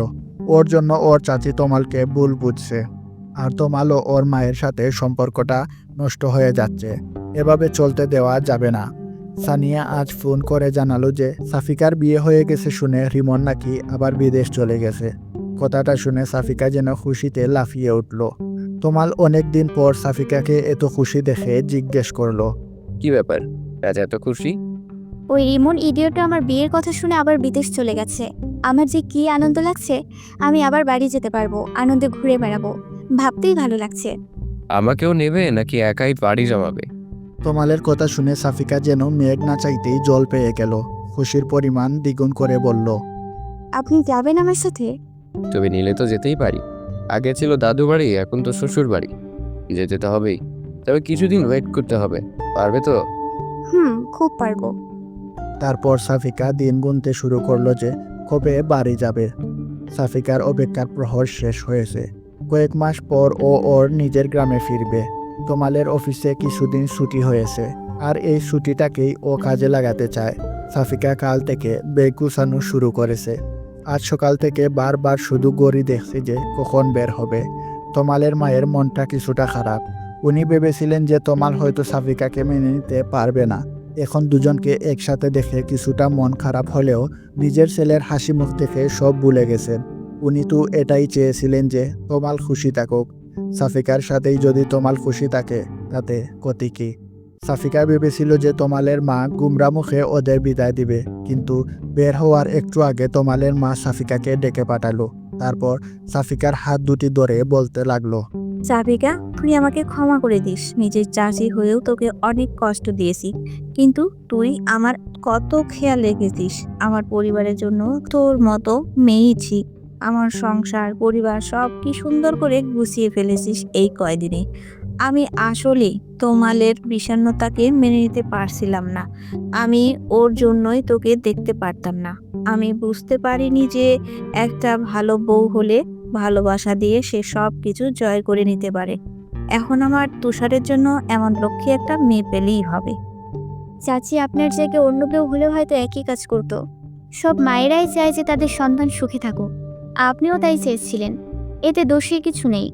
আর আমি কষ্ট পেয়েছি ঠিক, তবে আপনি তো আমার ওপর কোনো অত্যাচার করেননি। আর এই কয়েকদিনে জমিয়ে রাখা কথাগুলো না হয় আমরা সারা জীবন ধরে চালিয়ে যাব। এখনো চাচি মা বলবি না? আমার তো এখন দুইটা মেয়ে, তোরই আর তুই।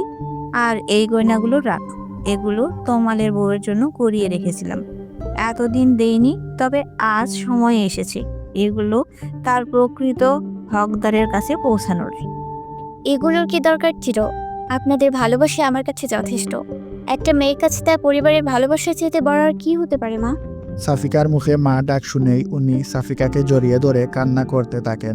তারপর বলেন, আমার ছেলেকে ওখানে দেখে শুনে রাখিস মা। মায়ের মন বুঝিসই তো। আপনারাও চলেন, অনেকদিন যান না, ভালো লাগবে সবাই একসাথে গেলে। বিয়ের পর তোমার প্রথম শ্বশুরবাড়ি যাচ্ছে, সেখানে আমরা সবাই কি করে যাই? এইবার তোরা ঘুরে আয়, তারপর আমরা সবাই একসাথে যাব। সাফিকা ভীষণ খুশি যে ওর চাচি আবার ওকে আগের মতো ভালোবাসতে শুরু করে দিয়েছে। তরি এতক্ষণ দরজার কাছে দাঁড়িয়ে সবটা শুনছিল। এবার এসে নিজের মায়ের গলা জড়িয়ে ধরে বলতে লাগলো, আমার মা দেখছে বৌমাকে পেয়ে নিজের মেয়েকে এবার ভুলে যাবে। সাফিকা আপু, সরি ভাবি, তুমি তো দেখছি জাদু জানো। কয়দিনই বা আমাদের পরিবারের রং পাল্টিয়ে দিয়েছো। ওর থেকে তোর শিখতে হবে কি করে সংসার করতে হয়। মা, তোমার এই বাচ্চা মেয়েটাকে আগে বড় হতে দাও, তারপর না হয় সংসার করা শিখিও। ভাবি, ভাইয়া তোমাকে ডাকছে, কি যেন খুঁজে পাচ্ছে না। তারপর সাফিকা ওখান থেকে চলে গেল। সবার থেকে বিদায় নিয়ে সাফিকা আর তমাল বের হয়ে গেল। পুরো ট্রেনে সাফিকা তমালের কাঁধে মাথা রেখে ঘুমিয়েছে। তমাল এই কয়েকদিন সাফিকাকে সত্যি অনেক ভালোবেসে ফেলেছে। আসলে সাফিকার মতো মেয়েকে ভালো না বেসে কোথায় যাবে? স্টেশনে পৌঁছানোর আগেই সাফিকার ঘুম ভেঙে গেল। স্টেশন থেকে নেমে ওরা একটা রিক্সা নিয়ে তারপর সাফিকাদের বাড়ির সামনে গিয়ে দেখতে পেল যে সানিয়া গেটের বাইরে ওদের জন্য অপেক্ষা করছে। সাফিকাকে দেখে ছুটে এলো সানিয়া। সাফিকাও রিক্সা থেকে নেমে সানিয়াকে জড়িয়ে ধরল। তমাল রিক্সা ভাড়া বাদ দিয়ে নীরব দর্শকের মতো দুই বোনকে দেখতে লাগলো। সানিয়া ওর মাকে জুড়ে জুড়ে ডাকতে লাগলো। ওর ডাক শুনে শুধু ওর মা নয়, আশেপাশে অনেকেই জমা হলো। এতদিন পর সাফিকাকে দেখে সবাই অনেক খুশি। তমালকে যেন কারো চোখেই পড়ছে না। তমাল রিক্সা ভাড়া মিটিয়ে ব্যাগগুলো নিতে যাবে, তখনই সাফিকার বাবা এসে একটা ছেলেকে ইশারা করতেই ব্যাগ নিয়ে ভিতরে চলে গেল। সাফিকার বাবা সবাইকে উদ্দেশ্য করে বলল, এই যে আমার সাফিকার বর, তোমরা তো পাগল হয়ে গিয়েছিল ওকে দেখার জন্য, এইবার দেখো। সাফিকার বাবার কথা শুনে সানিয়া আর সাফিকা সহ সবাই ওই দিকে তাকালো। সাফিকার পাশের বাড়ির এক চাচি বলে উঠল, এত আমাদেরই ছেলে, একে আর নতুন করে দেখার কি আছে? তারপর আস্তে আস্তে সাফিকাদের বাড়ির সামনে থেকে ভিড় কমতে লাগলো। সাফিকা অনেকদিন পর নিজের রুম পেয়ে ভীষণ খুশি। ফ্রেশ হয়েই বিছানায় শুয়ে পড়লো। তমাল ফ্রেশ হয়ে বাথরুম থেকে বের হয়ে দেখে যে সাফিকা শুয়ে আছে। তমাল বিছানায় বসে বলল, নিজের বাড়ি এসে আমাকে দেখছি ভুলেই গেছো। আমার কথা কি মনে আছে? আপনাকে কি করে ভুলে যাব বলুন? এরকম জলজান্ত একটা মানুষ সামনে থাকতে তাকে ভুলে যাব? আমার তো তাই মনে হচ্ছে। আপনার মনে হলেই হলো। আমাদের গ্রামে এসেছেন, আজ আমি আপনাকে সারা গ্রাম ঘুরে দেখাবো। আজকেই তুমি ক্লান্ত হয়ে যাওনি? আর এমনভাবে বলছো যেন এই গ্রামে আমি প্রথম আসলাম। নিজের বাড়িতে আসতে কেউ ক্লান্ত হয়? আমার তো এক্ষুনি ছুটে যেতে ইচ্ছে করছে। যাবেন? নিজের গ্রাম হলো আপনি এখনো আর কিছুই চেনেন বলে মনে হয় না। তা অবশ্য ঠিক। আর এখন যাবে? মাত্র আসলাম। তমাল একথা বলতেই সানিয়া ওদের রুমে ঢুকে পড়ল। সাফিকা আর তমাল পাশাপাশি শুয়ে আছে দেখে সানিয়া মুখ ঘুরিয়ে নিয়ে বলল, সরি, আমি নক না করে রুমে ঢুকে পড়েছি। আসলে মা ডাকছে খাওয়ার জন্য। মুখ ঘুরতে হবে না, ভেতরে আসো, বসো। এখন বসবো না, তাড়াতাড়ি আসুন। ক্ষুধা লাগেনি আপনাদের? খাওয়া দাওয়ার পর সাফিকা সানিয়ার সাথে গ্রাম দেখতে বেরিয়ে পড়ল। তমাল অনেক ক্লান্ত ছিল, তাই শুয়ে পড়ল। সন্ধ্যা হয়ে গেছে, তবুও সাফিকাদের ফেরার নাম নেই। তাই তমাল ওদের খুঁজতে বেরিয়ে পড়ল, কিন্তু ও গ্রামের তেমন কিছু চিনে না। কোথায় বা ওদের খুঁজবে? সানিয়া আর সাফিকা বাড়ি ফিরে আসলেও যে ওদের খুঁজতে বেরিয়েছিল সেই তমালের আর খোঁজ নেই। ফোনটা রেখে গিয়েছে। সন্ধ্যা কেটে রাত হয়ে যাচ্ছে, তবুও তমালের ফেরার নাম নেই। সাফিকা ভীষণ চিন্তায় পড়ে গেল। ওদিকে তমালের মা ফোন দিচ্ছে বারবার। সাফিকা কি বলবে বুঝতে পারছে না। সবাই খুব চিন্তা করছে। সাফিকার বাবা লোক পাঠিয়েছে তমালকে খোঁজার জন্য, নিজেও খুঁজতে বেরিয়েছে। রাত কিছুটা গভীর হয়ে গেছে। সাফিকার কান্নাগুলোকে চেপে রেখে তমালের ফেরার অপেক্ষায় আছে। এমন সময় সাফিকার বাবা তমালকে নিয়ে আসলো। তমালের মাথায় কেউ একজন লাঠি দিয়ে আঘাত করেছে পেছন থেকে। সেই একজন আর কেউ নয়, চেয়ারম্যানের ছেলে রিমন। তার মানে ও বিদেশে যায়নি। সবাইকে মিথ্যে বলেছিল যেন সাফিকা গ্রামে আসে, তমালকে আরও মারত। কিন্তু ভাগ্যক্রমে সেখানে সাফিকার এক চাচা পৌঁছে যায়, আর তাকে দেখে রিমনরা চলে যায়, কারণ ওর চাচার সাথে আরও কিছু লোকজন ছিল। ওনারা একটা কাজ থেকে ফিরছিলেন। তারপর ওনারাই তমালকে ডাক্তারের কাছে নিয়ে গিয়েছিল। তমালের ব্যান্ডেজ করা শেষ হলেই ওনারা সাফিকার বাবাকে খবর দেয় আর বাড়ি নিয়ে আসে। তারপর তমালের মাথার ব্যান্ডেজ দেখেই সাফিকা ছুটে যায় ওর কাছে। তারপর তমালকে নিয়ে রুমে যায় আর কান্না করতে করতে বলে, আপনি একা একা বের হয়েছিলেন। কালকে আমরা ফিরে যাব, আর আপনাকে এখানে আসতে দিব না। আরে কিছুই হয়নি, আমি ঠিক আছি এখন। তুমি চিন্তা করবে বলে তোমাকে জানাতে বারণ করেছিলাম। হাসপাতালে গিয়ে কান্নাকাটি শুরু করতে, আর এই জীবনের ভয়ে তোমাকে ফিরে যেতে হবে না। আমি পুলিশে খবর দিয়েছি, ওরা ওর ব্যবস্থা করবে। আমরা যে কয়দিন আছি ও আর আমাদের বিরক্ত করতে পারবে না। আর বাসায় এই কথা জানানোর প্রয়োজন নেই, মা অযথা চিন্তা করবে। সাফিকা তমালের মাথাটা ঘুরে ফিরে দেখছিল। তমাল এক টানে সাফিকাকে নিজের বুকে টেনে নিয়ে বলল, তুমি পাশে থাকলে সব ছোটখাটো আঘাতে আমার কিছুই হবে না। তুমি তো আছোই সেবা করার জন্য। বউয়ের সেবা দিয়ে পেলেই আমি সুস্থ হয়ে যাব। সাফিকা তমালকে আরো শক্ত করে জড়িয়ে ধরে বলল, আর কখনো এমনটা করবেন না। নিজে খেয়াল রাখতে পারেন না? আপনার কিছু হয়ে গেলে আমার কি হবে? মাকে কি জবাব দিতাম? আচ্ছা, এখন তো আমি ঠিক আছি, রাখি। এবার কান্না থামাও আর একটু হাসো। এই অবস্থায় কেউ হাসতে পারে? তুমি হাসো। তারপর সাফিকা ওর মনে থাকা সব সংখ্যাগুলো তমালকে জানায়। তমালকে না পাওয়ায় ও কিসের কিসের ভয় পাচ্ছিল, সেগুলো শুনে তমাল হাসতে থাকে। পরদিন দুপুরের মধ্যেই তমালের মা বাবা, তরি, তুষার সবাই এসে হাজির হয়। তমালের মা তমালকে জড়িয়ে ধরে কান্না করতে থাকে। তমাল মানা করলেও সাফিকার বাবা ওর বাবাকে সবটা জানিয়ে দিয়েছে। সাফিকা ভয় পেয়েছিল যে তমালের মা হয়তো ওকে আবার কথা শোনাবে, কিন্তু তার কিছুই হলো না। বরং তিনি সাফিকাকে জানালো যে এখন আর ওকে আসতে দিবে না। আবার যদি কোনো বিপদ হয়, সাফিকা বা তমাল কাউকেই আর এখানে বেশি আসতে দিবে না। সাফিকার পরিবারই ওখানে গিয়ে ওদেরকে দেখে আসবে। এক জায়গায় দেখা হলেই চলবে। তমাল সবাইকে বোঝানোর চেষ্টা করলো যে রিমন আর ওদের বিরক্ত করবে না, কিন্তু ওর কথা কেউ মানতে নারাজ। তমালের মা পরদিনই ওদের সবাইকে নিয়ে ফিরে গেল। সাফিকা তমালের কথা চিন্তা করে আর থাকতে চাইল না। ও চায় না যে ওর জন্য তমালের আর কোনো ক্ষতি হোক। সাফিকা আজও মনে করে যে রিমনি খোঁজ নিয়ে ওর বিয়ে ভেঙেছিল। তমালও হয়তো সত্যিটা কখনো ওকে জানাবে না। আসলে সব সত্যি সবাই না জানলেও হয়তো চলে। কিছু সত্য না জানাই ভালো। 3 বছর পর আজ তুষারের বিয়ে। পারিবারিকভাবেই ওর বিয়েটা হচ্ছে। সাফিকা ওর 1.5 বছরের বাচ্চাটাকে তমালের মায়ের কাছে দিয়ে বলল, মা, আপনার নাতনির দায়িত্ব কিছুক্ষণের জন্য আপনাকেই দিয়ে দিলাম। আমি কিন্তু তুষার ভাইয়ের বিয়েতে বরযাত্রী যাব। আমার নাতি তো আমার কাছেই থাকে সারাদিন। আজ আবার নতুন কি? তুমি কিছু সময় কেন? পুরো দিন থাকলেও আমার নাতি তোমাকে খুঁজবে না। এখনকার বাচ্চাদের কি আর মা লাগে নাকি? চিন্তা করো না। কিন্তু তখনই তমাল এসে নিজের মেয়েটাকে মায়ের কুল থেকে নিয়ে সাফিকার কুলে দিয়ে বলল, মেয়ে রেখে গিয়ে সবাইকে এটা বোঝাতে চাও নাকি যে তুমি এখনো সিঙ্গেল? আমার মেয়েটাকে কোল থেকে একটু নামাবে না? মেয়ে না থাকলে তোমাকে দেখে বোঝার উপায় আছে তুমি বিবাহিত? আবার তোমার একটা মেয়েও আছে। বলেই তমাল সাফিকাকে টেনে নিয়ে গেল।